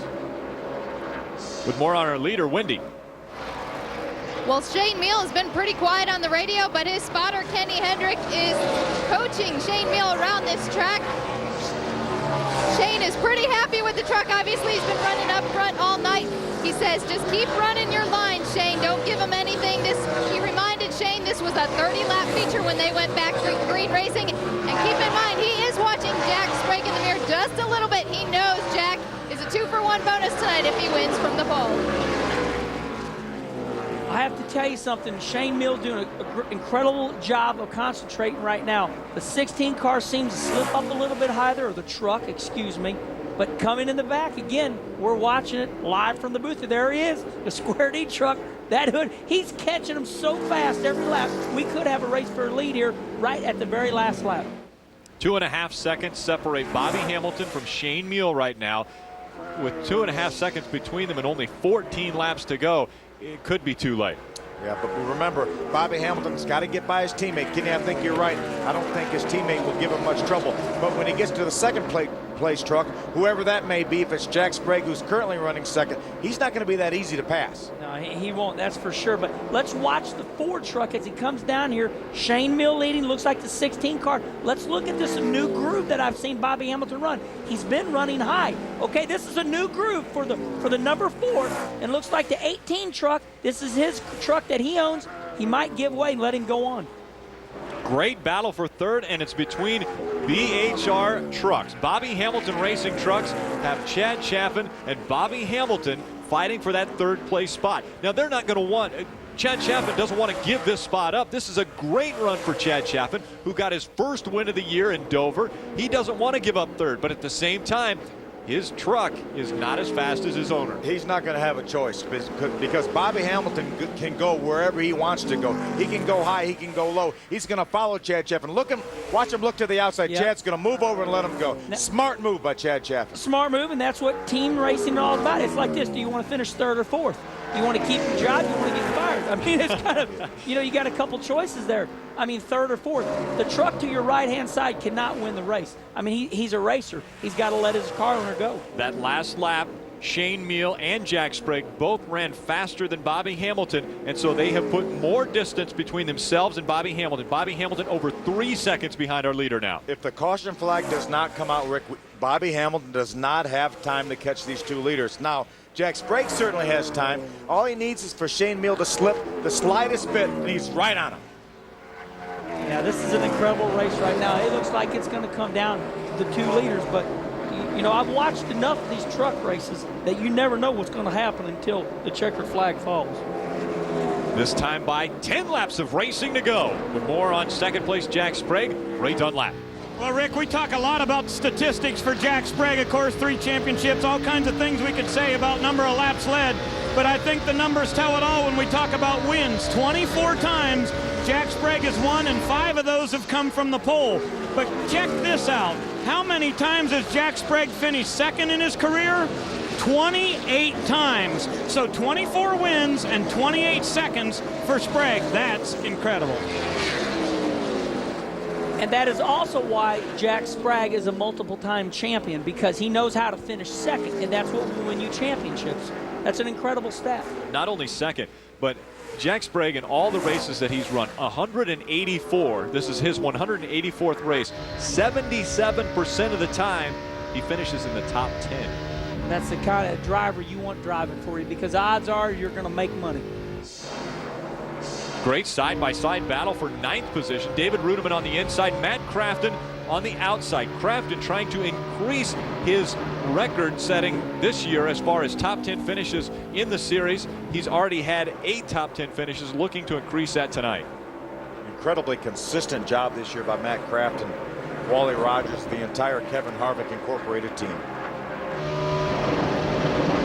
David Rudeman tries to hold off Rick Crawford, but Crawford steamrolls past him. Just now Andy Houston looking to make the pass, also on David Rudeman. That was just a good old road racing outbreaking going down to the corner, wasn't it, Kenny? Yeah, I think this truck of David Rudeman, I think his brakes are going away. He's definitely not able to get into the corner like this 2 truck is right now. The 17 truck, obviously either bad loose or out of brakes, and just cannot get down in the corner like the other trucks right now. We're coming to the end. Everybody's equipment is used up. 7 laps to go. It's a barn burner. Your leader, Shane Mills, has put just over a half a second between himself and the 16 of Jack Sprague. His best finish this year, second place at Memphis. We've seen him oh so close before. Billy Ballou has been ecstatic with the performance of his driver, Shane Meal. He's had a couple, 3 different sponsors on this truck this year. The Whitaker Farms is on here. It's the second time I think they've been on the truck. And Billy's been talking to his sponsor. He's got a big meeting, I think, Monday, and hopefully they can put something together to have full sponsorship on this truck. Wendy. Well, I was just getting ready to say, Shane Meal only has that one top 5, and that was that second place finish at Memphis. His finishes are not showing the way this truck has been running this year. He has 5 DNFs this year, so he has had some great equipment on the track, but it's not showing in his finishes. Of course, no major sponsorship on this truck. They would love a win for the 15. Oh no, the 16 truck. This is Jack Sprague. Problems flying out of the back of the 16 and into the wall. Jack Sprague goes. He broke. And the caution comes out. That's going to put Bobby Hamilton right on Shane Meal's rear bumper for probably a green-white checker. Wow, check this out right here. Right front flat. The tires deteriorated, went into the wall, couldn't control it, come down and slam the left front. Yeah, wow. look at the way the left front's pointing right there, Kenny. So he has got some serious damage to that truck. What a great run going. What a tough break for Jack Sprague. You know, this is a really tough break for Jack Sprague, but we owe it to all you fans to remind you, green, white, checkered, this is what it's all about, this truck series. It's going to be incredible. You got the fastest truck on the racetrack of Bobby Hamilton, who is now going to line up behind Shane Meal. Jack Sprague obviously disappointed. Had a great run. We talked to him a couple times during the race. He was thinking, I've got to run consistent. I've got to run good because all I want to do is run for a championship. We had the opportunity to ride along with Jack Sprague when this problem took place. Listening. Right front flat. He does not hit the wall. He gathers his truck up. Let's listen. Right aboard. Now the tire's gone. Now the right front tire is deteriorating. He has no control. Let's listen. He hits the wall because he cannot steer it. He can't drive it. Yeah, it's one thing for a tire to go flat, but when it comes apart like that after running flat for so long, that's the result. Yeah, and let's not be quick to judge the Goodyear tire. He might have run over something. His tire adjustments might have not been right. But regardless, he blows a right front tire. And only right here on Speed do we bring it to you live like that.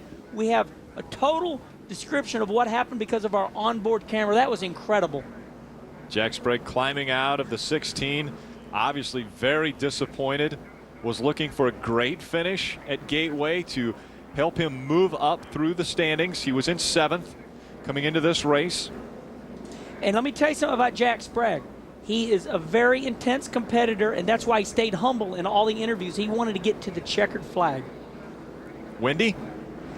Well, just to update you once again on Shane Meal, that caution came out and NASCAR wanted him to catch up to the pace truck. The problem is his team has no radio communication with Shane. The only one that can hear him and talk to him is Kenny Hendrick. So NASCAR made it up to the spotter stand and cleared it with his spotter, Kenny Hendrick, and relayed the message to Shane Meal to catch up with the truck because NASCAR was getting a little impatient with Shane Meal, but his team has no communication with him.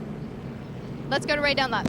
Hey, Wendy, you see that the 50 truck is going behind the wall right now. John Wood's night is also done. Transmission gone on that one. So as we talked about at the top of the night here, parts failures is going to be a big part of this. Now, they have decided that they will take the 16 directly to the garage. It has so much damage to the steering components that they are done for the night. They'll just go to the garage. That's done. 50 also behind the wall.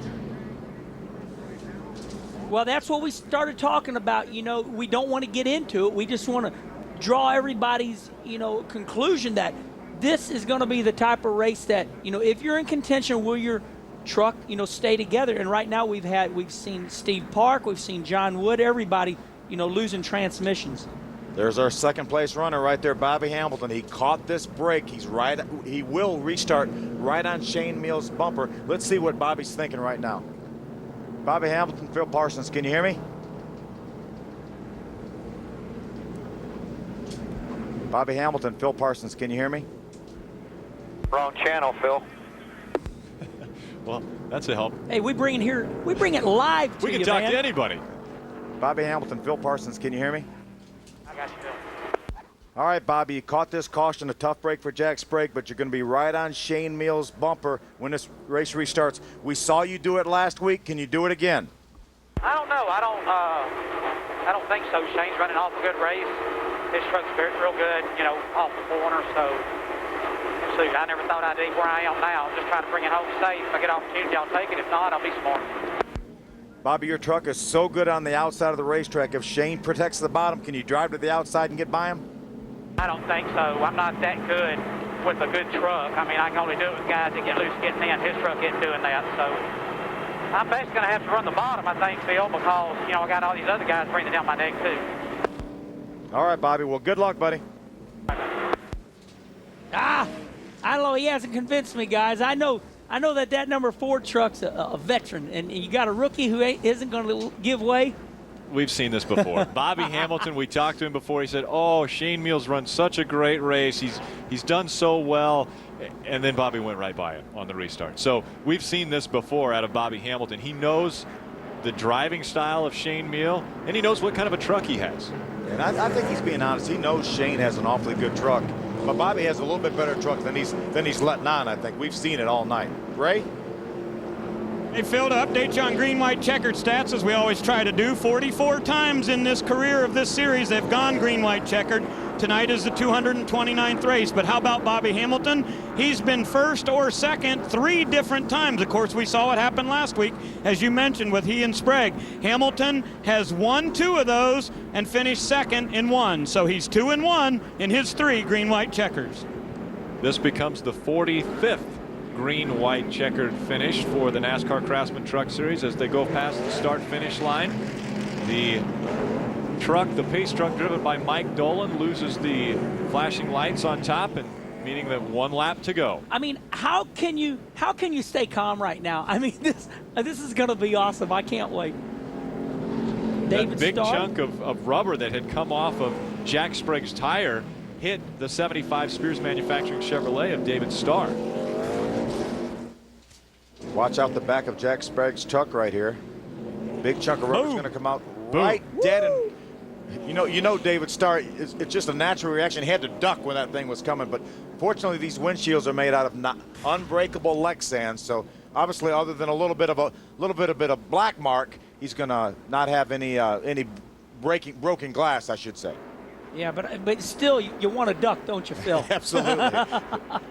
Green, white checker, Kenny. Yeah, and I'm going to tell you what, I just can't wait to see what happens getting down into turn 1 now. This restart is going to be very important for Shane. He knows it. I mean, this is a young kid, and he's got the weight of his world right now on him. He's getting ready to try to win his very first truck race. Right now, he's saying to himself, this 15 truck right here, he's saying, okay, I got to get a good start. I got to keep my heartbeat low. I got to do everything right. Spotters letting him know, be ready, be ready. Very important restart for the 15 of Shane Meal. Green flag flies and we're back to racing. Green-white checkered in the Truck Series. Look at Shane drive to the inside. He wants to make sure Bobby doesn't drive to the inside of him. Got a great start. Look at Bobby go to the outside. This is it. This is it. Here we go. It's incredible. Side by side as they come out of turn number 2. Bobby Hamilton on the outside. Shane Meal on the inside. It's a drag race down the backstretch. Kenny, he told us he couldn't do it on the outside. But we knew could. It's not over. Shane could drive. Oh, caution flag. Caution flag flies as we have problems in turn number 2.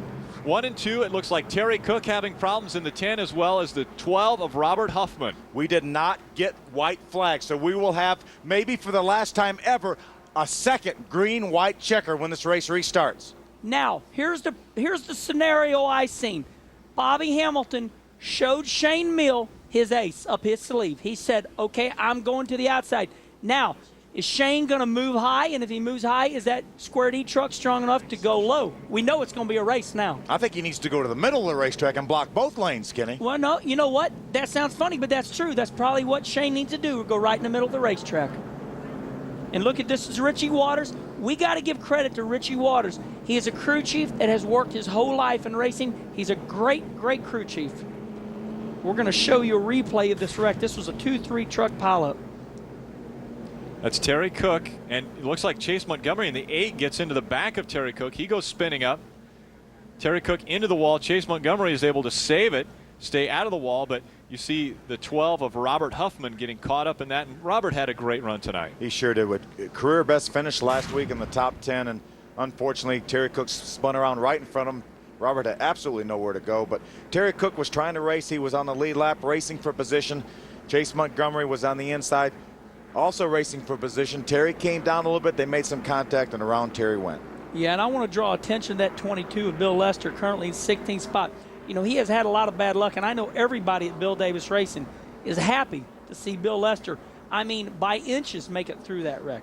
Seems like every accident there's been, it was close to Bill Lester. He's been unfortunately caught up in it, but as you mentioned, he did a great job avoiding some major damage in that accident. Yeah, Bill Lester has always qualified in the top 10, you know, keeping a steady wheel tonight, and currently right now in 16th spot.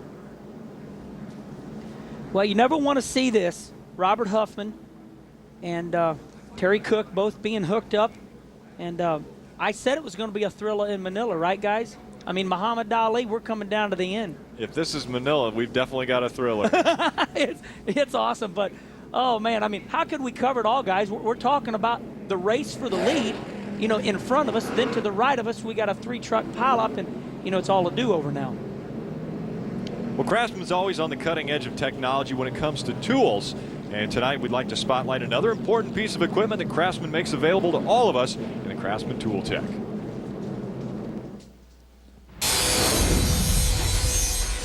When the guys and gals in the NASCAR Craftsman Truck Series come to work, they know there's a chance their hands are really going to get torn up. That's why they wear these Craftsman Mechanics gloves. What I like about these is the palm is really padded, which gives you good grip on your tools. I also like the fact that there's a nice elastic that keeps dirt from getting in on your hands. But the double wrap finger is really nice because you're always banging into things on these trucks, which tears up your knuckles. These prevent that. They're great in the Craftsman Truck Series garage, but you can also wear them at home, whether it's around the shop or just working in the yard. And when I was a kid, Craftsman tools, I mean, you know, that lifetime guarantee, I mean, no matter what happens, you take them back. That was awesome. They were my very first toolbox when I went ASA racing. I'm sure a guy who knows a lot about how well those gloves work because he goes over the wall for the number 4 team is Danny Rollins, and he's standing by right now with Ray.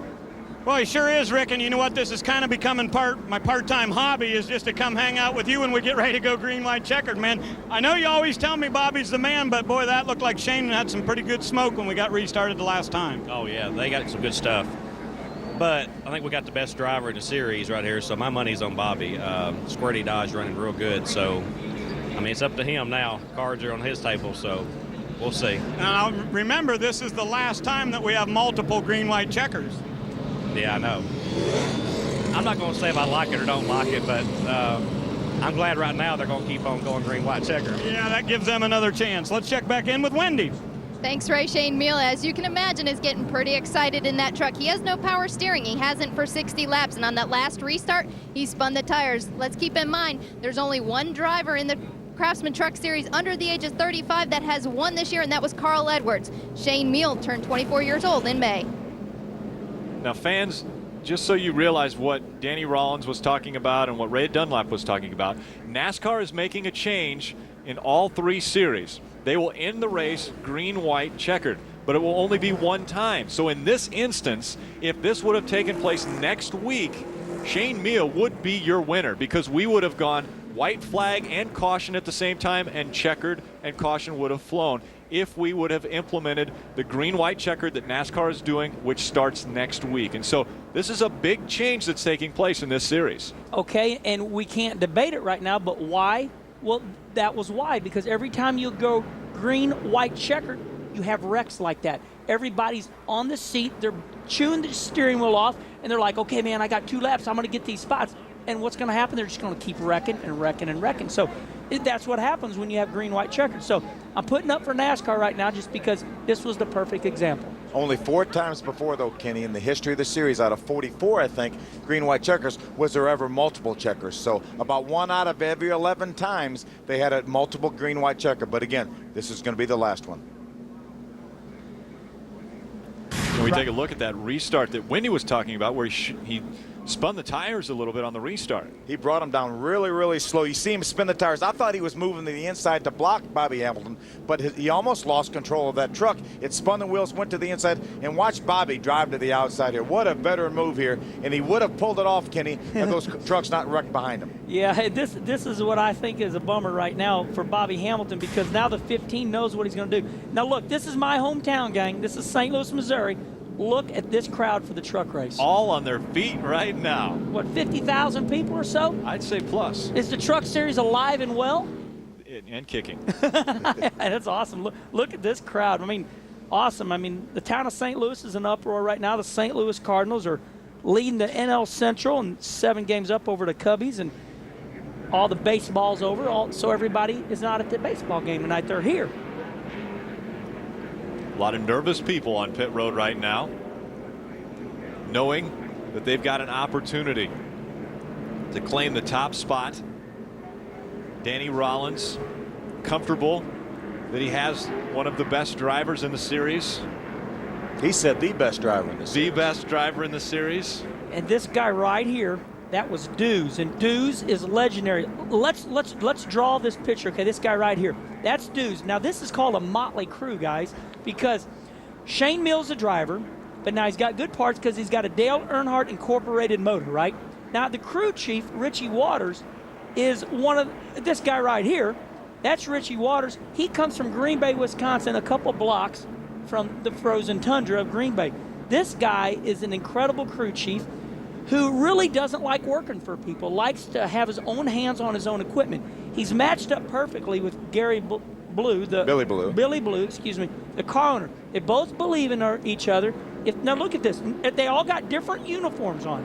This is the motley crew, and they're going to try to win this race. So this is the picture. This is the scenario I draw for you, and it's incredible chemistry.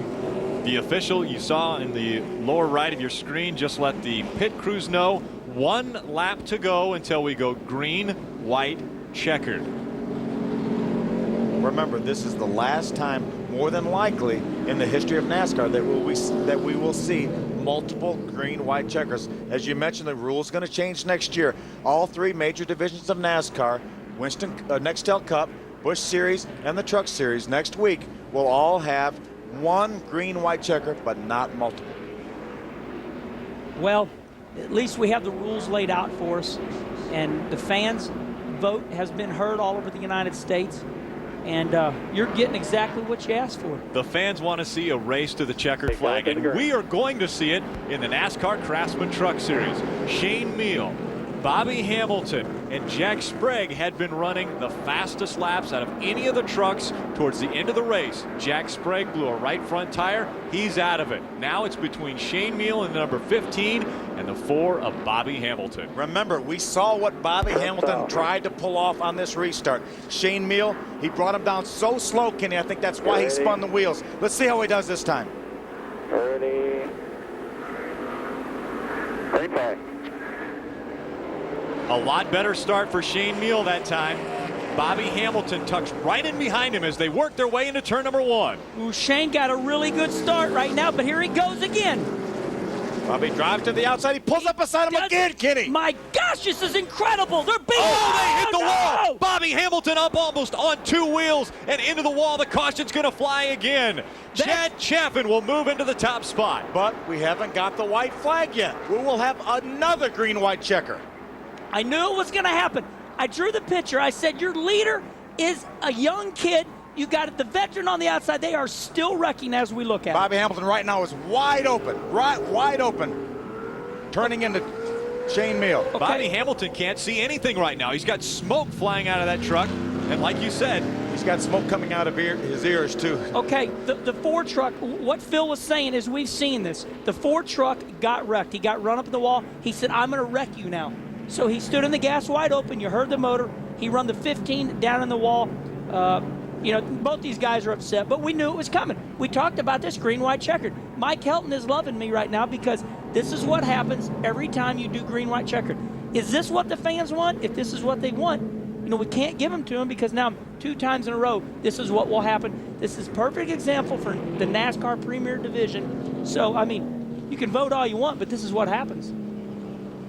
And so, now we have had 2 green-white checkered or green-white checkered attempts, and of those 2, we've lost the top 3 that were going to start this race. So problems with the 4 and the 15, and Danny Rollins beside himself. Let's take a look back at why the 8th caution flew at Gateway. Oh, we see what happens. Shane Meal gets sideways and loses it. Yeah, it was not a situation where he just tried to drive Bobby Hamilton in the wall. He was doing all he could do to try to keep the lead, and he got sideways and ran out of racetrack. He and Bobby Hamilton made contact. Bobby almost got upside down. There's where you see Bobby's trying to make sure that Shane gets his truck off the racetrack and out of the way. He doesn't want Shane to gain any positions.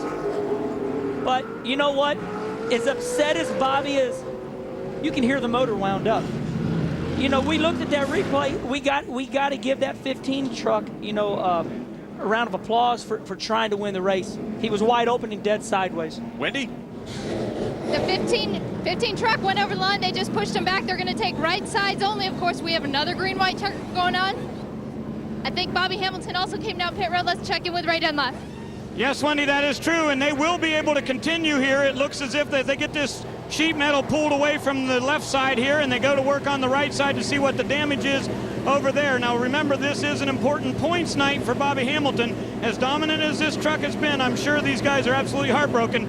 Danny Rollins, the crew chief, up there working on the front, and they will go to work here to make sure the suspension isn't bent too badly and try to get this thing so they're back in there to find out what kind of a finish they can salvage here. They've got those tires on, and Bobby will go back to the racetrack.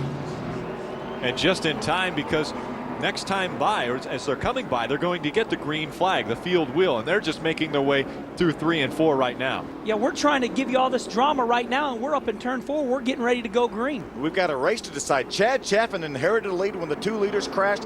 David Starr trying to get his 2nd career win right behind him. Chad Chaffin also with 1 career win in the NASCAR Craftsman Truck Series. And look who's right behind him in 3rd. Dennis Setzer in that Chevy 46.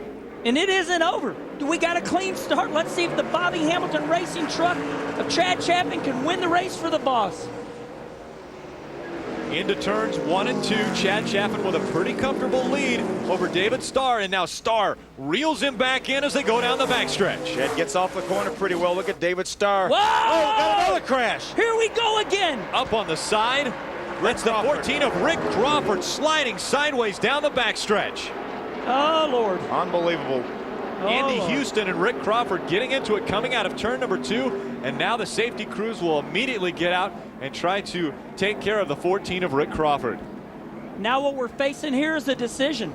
I mean, this is incredible. We cannot get the race finished. What's nice about that truck right there is Rick Crawford is a very big guy, but these trucks have you see him moving around there. You see him standing up in the truck to climb out the passenger side. These trucks have a 59-inch roof height versus a car that has a 51-inch roof height. There's a lot more room in these trucks than there are in cars. So Rick was able to get out. He's popped right out of that truck. It's great to see him okay. Yeah, and he was literally standing up inside the truck, very dejected. We have got this race red flagged. Red flagged, all the trucks stopped in turns 1 and 2. We will try for the 4th time for a green-white checker. We've already crashed 6 trucks, Kenny, on 3 previous attempts. Wow, here we go. Let's look at this replay. Turns 1 and 2, it gets really tight off this corner. Wow, the 2, same thing as what we had just a minute ago. Almost a carbon copy, exactly. Andy looked like he might have got sideways. He forced the 14 of Rick Crawford up into the wall. Rick climbed over the right rear corner of Andy's truck, and there you see Rick sliding door side down. Wow, I mean, this is incredible. But, you know, in our sport of NASCAR racing, this has been the hottest debate. Green-white checker. Okay, here we go. 2 car on the inside, 2 truck on the inside of the 14. They're both getting into the gas. Loose again. No room. Yep, saw him wiggle a little bit. He had to drive up the hill to chase it. And when he did, Rick Crawford was there. They ran out of room, and this is the result. Well, first of all, you want to say Andy Houston run up into him, but he gets loose, and he's chasing the truck.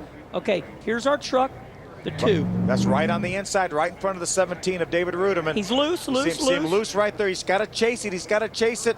He's trying hard to get off the corner. They run out of racetrack. He forces the 14 of Rick Crawford into the wall. But let me say this. He's loose, right? But if it was lap 50 of a 160 lap race, he would have backed off. He would have backed off, Kenny. He would have backed off. Because he didn't back off because we're coming to the white flag. He knows that's a position. If he gets by the 14 of Rick Crawford, he gets that position. That's what hard racing is at the end of a race. Rick Crawford walking away dejected from the number 14.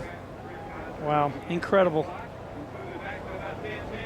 Well, I mean, this is human drama in athletic competition, gang. I mean, you're coming down, you know, hoping to get a good top 10 finish, and now right now he's trying to gather his thoughts. You know, Phil, me and you race car drivers, and we've won races, and, you know, I was going to win a race in Homestead, Florida, the very first year, and I got wrecked leading on the last lap. And when it happens, you're in your own world. You know, you're just trying to gather your thoughts and go, my gosh, what just happened? That's Adam Crawford, Rick Crawford's son. Works on the Circle Bar team. Obviously happy, of course, that his father's okay, but very dejected that the team had to finish this way.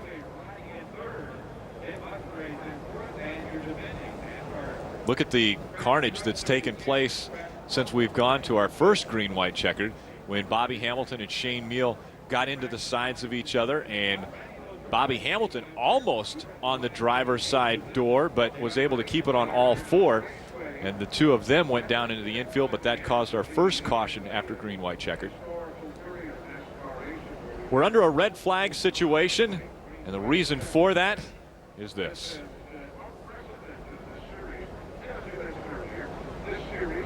Andy Houston getting into the side of Rick Crawford. Crawford slides down the backstretch on the driver's side door for the Missouri Illinois Dodge Dealers Ram Tough 200. We'll be back for the finish.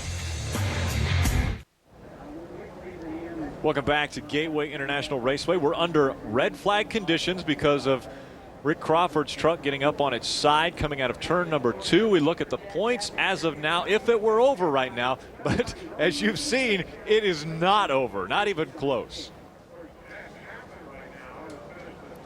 And let's go down to trackside with Ray Dunlap. Well, thank you, Rick. Sitting here with Dave McCarty, and I know fuel's no issue, right, or is it? Well, we were just joking the first time it came out with the green white checker. The old Spears Chevrolet, we figured we'd go far enough, but looked up at the scoreboard and went, I'm not sure we can do it now, but no, we should be able to make it all the way. And this green white checkered, it makes it pretty interesting, and I'll let you know in a little bit whether I'm a fan of it or not. Well, there's going to be plenty of debate. Of course, Kenny Wallace is up in the booth with us, and, you know, different guys have different opinions on this. I'm all for it, always have been, but, of course, this is the results of it. But if the old Spears Chevrolet gets another shot at it, I bet you're for it. Well, yeah, I'm for it. It's been a tough night all night. We kind of had a loose wheel early. We weren't very good when we started. We've been working on it all night, and realistically, we were about a 5th or 6th place truck all night, but it looks like we might have a shot at this thing, and I'm sure Kenny will make it pretty interesting between now and the end of the race. All right, let's check in with Wendy. Thanks, Ray. I'm with crew chief Kip McCord on the 18 truck. Who would have ever thought you would see this type of finish and you guys would be sitting in the lead right now? Well, I got off pit box a little while ago because you can't see the race from down here, and I knew it was going to get exciting, but, you know, all these races are about putting yourself in contention, and you know, we had a good truck, and halfway during the race, I figured we had a 4th, 5th place truck or whatever. I knew Bobby was real good. Bobby's been real good ever since we've been here, and you know, we got together this morning and shared some notes, and I think we made ourselves a little bit better, and hopefully some things that we did kind of helped them out also. But I'm sick for those guys down there. You know, we work with them guys every day in the shop, and you know, when they hurt, we hurt, and so forth like that. But you know, we put ourselves in contention. We had on our last pit stop there, I told the guys that coming down pit road, you know, this is for the win right here, and they sucked it up, and we came out 3rd or 4th right there, and that's what put us in contention for the race. So I'm real happy for the guys. What is Chad's thoughts right now in the truck? He's not saying a whole lot, so I think we'll be okay. All right, Kip McCord finds his truck in the lead with this last green-white checkered. Rick? And the reason he's in the lead is because we've had a few green-white checkers take place already. And they have not finished in very favorable, I guess, ways for the few drivers involved. Let's take a look back. This was the first one right here. Bobby Hamilton goes to the outside of Shane Meal to try to pass him. While that happens, we have an accident. The 8 truck and Terry Cook get together in the 10. This is the second one. This is Shane Meal and Bobby Hamilton for the lead on the first lap of the second green-white checker. And then the third and the most recent one has Rick Crawford on the side of his truck sliding down the backstretch. That's 3 green-white checkered attempts, and we will have a 4th. This will be a record for the NASCAR Craftsman Truck Series. We've never gone 4 green-white checkers in a race. Okay, here's what we're talking about right now. You know, the state of affair of our sport. I do, Kenny Wallace, me, I do believe in green-white checkered, okay? Ray Dunlap, he's hearing me down there. I do believe in it, but I think NASCAR has done a great job saying we're only going to do it one time starting next week, okay? Because of what you see. See, times have changed. You have to adjust with the times. There is a lot more pressure in our sport right now. So we tore up 2, 4, 6, 8, trucks. Keep doing this over. Talk to me, Ray. Well, Kenny, I agree with you to some point here. I just think that over the years, as Phil indicated earlier, this has not been indicative of what we see during green-white checker. I'm glad that they've implemented the rule to the Busch Series and to the Nextel Cup Series. I think that will be a big improvement. But I get kind of tired every once in a while hearing some of the drivers say, we just can't finish these races. It's in the driver's hands to complete the race. I do agree with that 110%, but we've seen great race car drivers just cannot let out of the gas. So you're right, we do have control of the gas pedal, and what are you going to do? Well, the rule, it's already been done. Starting next week, we're going to give it one chance, green-white checkered. And we just have put together a video of what not to do in a green-white checkered situation, and so obviously this will be something that will be shown over and over to all 3 series of NASCAR to make sure that they realize you cannot push it too far. This is going to be the training video for what not to do on a green-white checker. But isn't this great, guys? I mean, we're not arguing. We're talking about an incredible race. I love it. They're going into turn 3. We're going to go green flag. And tomorrow and Monday and Tuesday and Wednesday and Thursday, this is all we're going to talk about. It's NASCAR racing at its best. The NASCAR Craftsman Truck Series attempts their 4th green-white checkered at Gateway International Raceway. The camouflage number 18 of Chad Chaffin out in front, looking to claim his 2nd ever victory in the NASCAR Craftsman Truck Series, and he could do it in the same season. He got his first win in Dover earlier this year. David Starr has been away since his first victory, which took place in Las Vegas in 2002. The green flag flies, and we'll try it again. Good clean start for Chad Chaffin. He opens out about a truck length lead on David Starr as he goes down to turn number 1. I think these guys are thinking right now, we've been taught, we've been trained, let's just get this thing finished. And they need to get to the white flag. If they're able to get all the way around, the leader takes the white flag, this race will end. Now the race is for the white flag here for Chad Chaffin, but also if they make it through the white flag, they're going to be racing for that checkered. And right now, David Starr reeling in the 18 of Chad Chaffin. Trying oh so hard, got a little bit loose there down there in 3 and 4, right in the center. Chad Chaffin takes the white flag, last lap. 1 to go for Chad Chaffin. David Starr right behind him, looking to claim his 2nd victory ever in the Craftsman Truck Series. Right there! Here we go again! Contact! Moves him out of the way, and David Starr moves in front as they go down the backstretch. Your series points leader, Dennis Setzer, right behind David Starr as they go down the backstretch, and Setzer is going to be looking for a victory as well. It's not over. Let's watch it. They go in the corner. Look at Ted Musgrave drive to the outside of Dennis Setzer, but David Starr's loving it. They're side by side behind him. David Starr in the Spears Manufacturing number 75 Chevrolet comes out and wins race number 2 of his career. What a tremendous race here. David Starr used the bumper, got Chad Chaffin out of the way. I don't think anybody wants to back off, Kenny. Oh, Lord, here we go. A little bit of retaliation. Chad Chaffin letting him know what he thinks about him. And he moved him out of the way. Well, Chad Chaffin was leading the race, and David Starr got underneath him and was just faster. But that's what it's all about. The 18 truck, was holding the 75 up. The 75 was definitely pushing him, okay? He let him go. If you're going to move somebody, David Starr did a great job of moving him.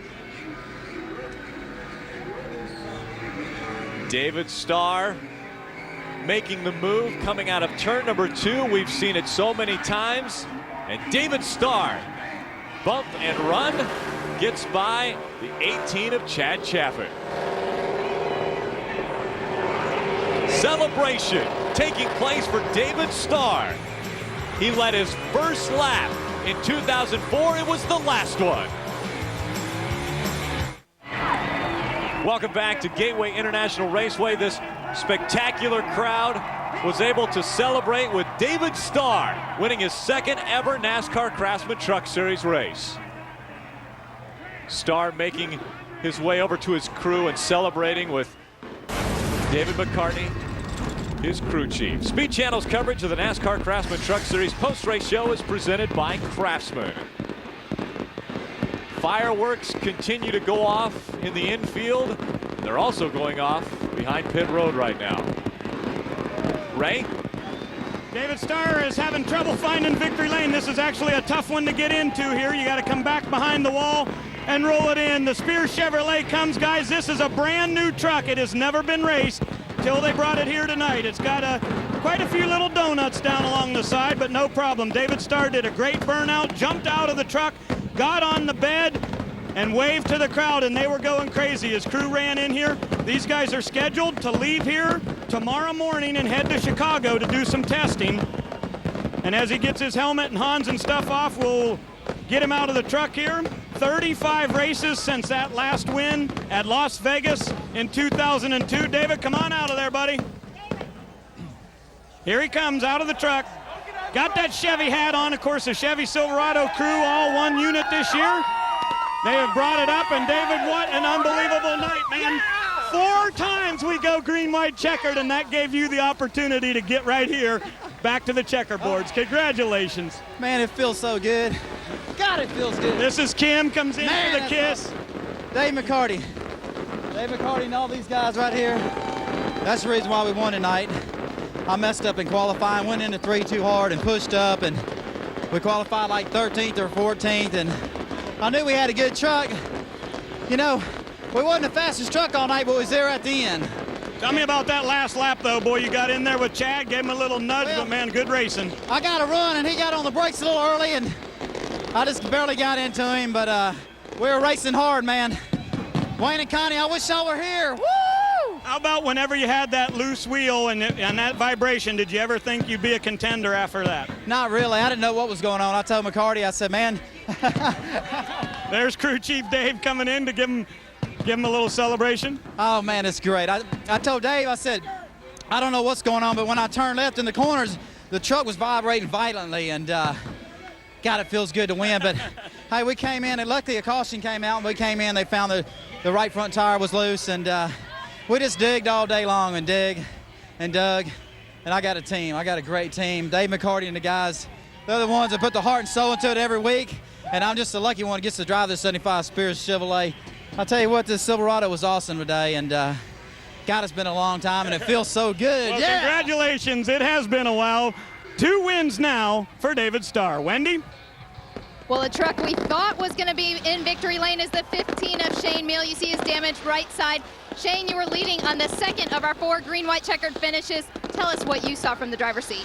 I didn't see much. I didn't have a radio, and my power steering went out, and I went down in the corner and jumped in the gas, and there was still whatever you call that stuff, oil dry or whatever, and I don't know what the deal was, but I expected to get back in the gas like I had and got loose, and with no power steering, I couldn't save it. I run into Bobby and tore his car up, and if I'd known something like that was going to happen, I'd have run second, because he was probably going to beat me anyway, but I just tried my hardest and ended up spinning out right there. But sorry for everybody. Sorry for Bobby Hamilton, Bobby Hamilton's son.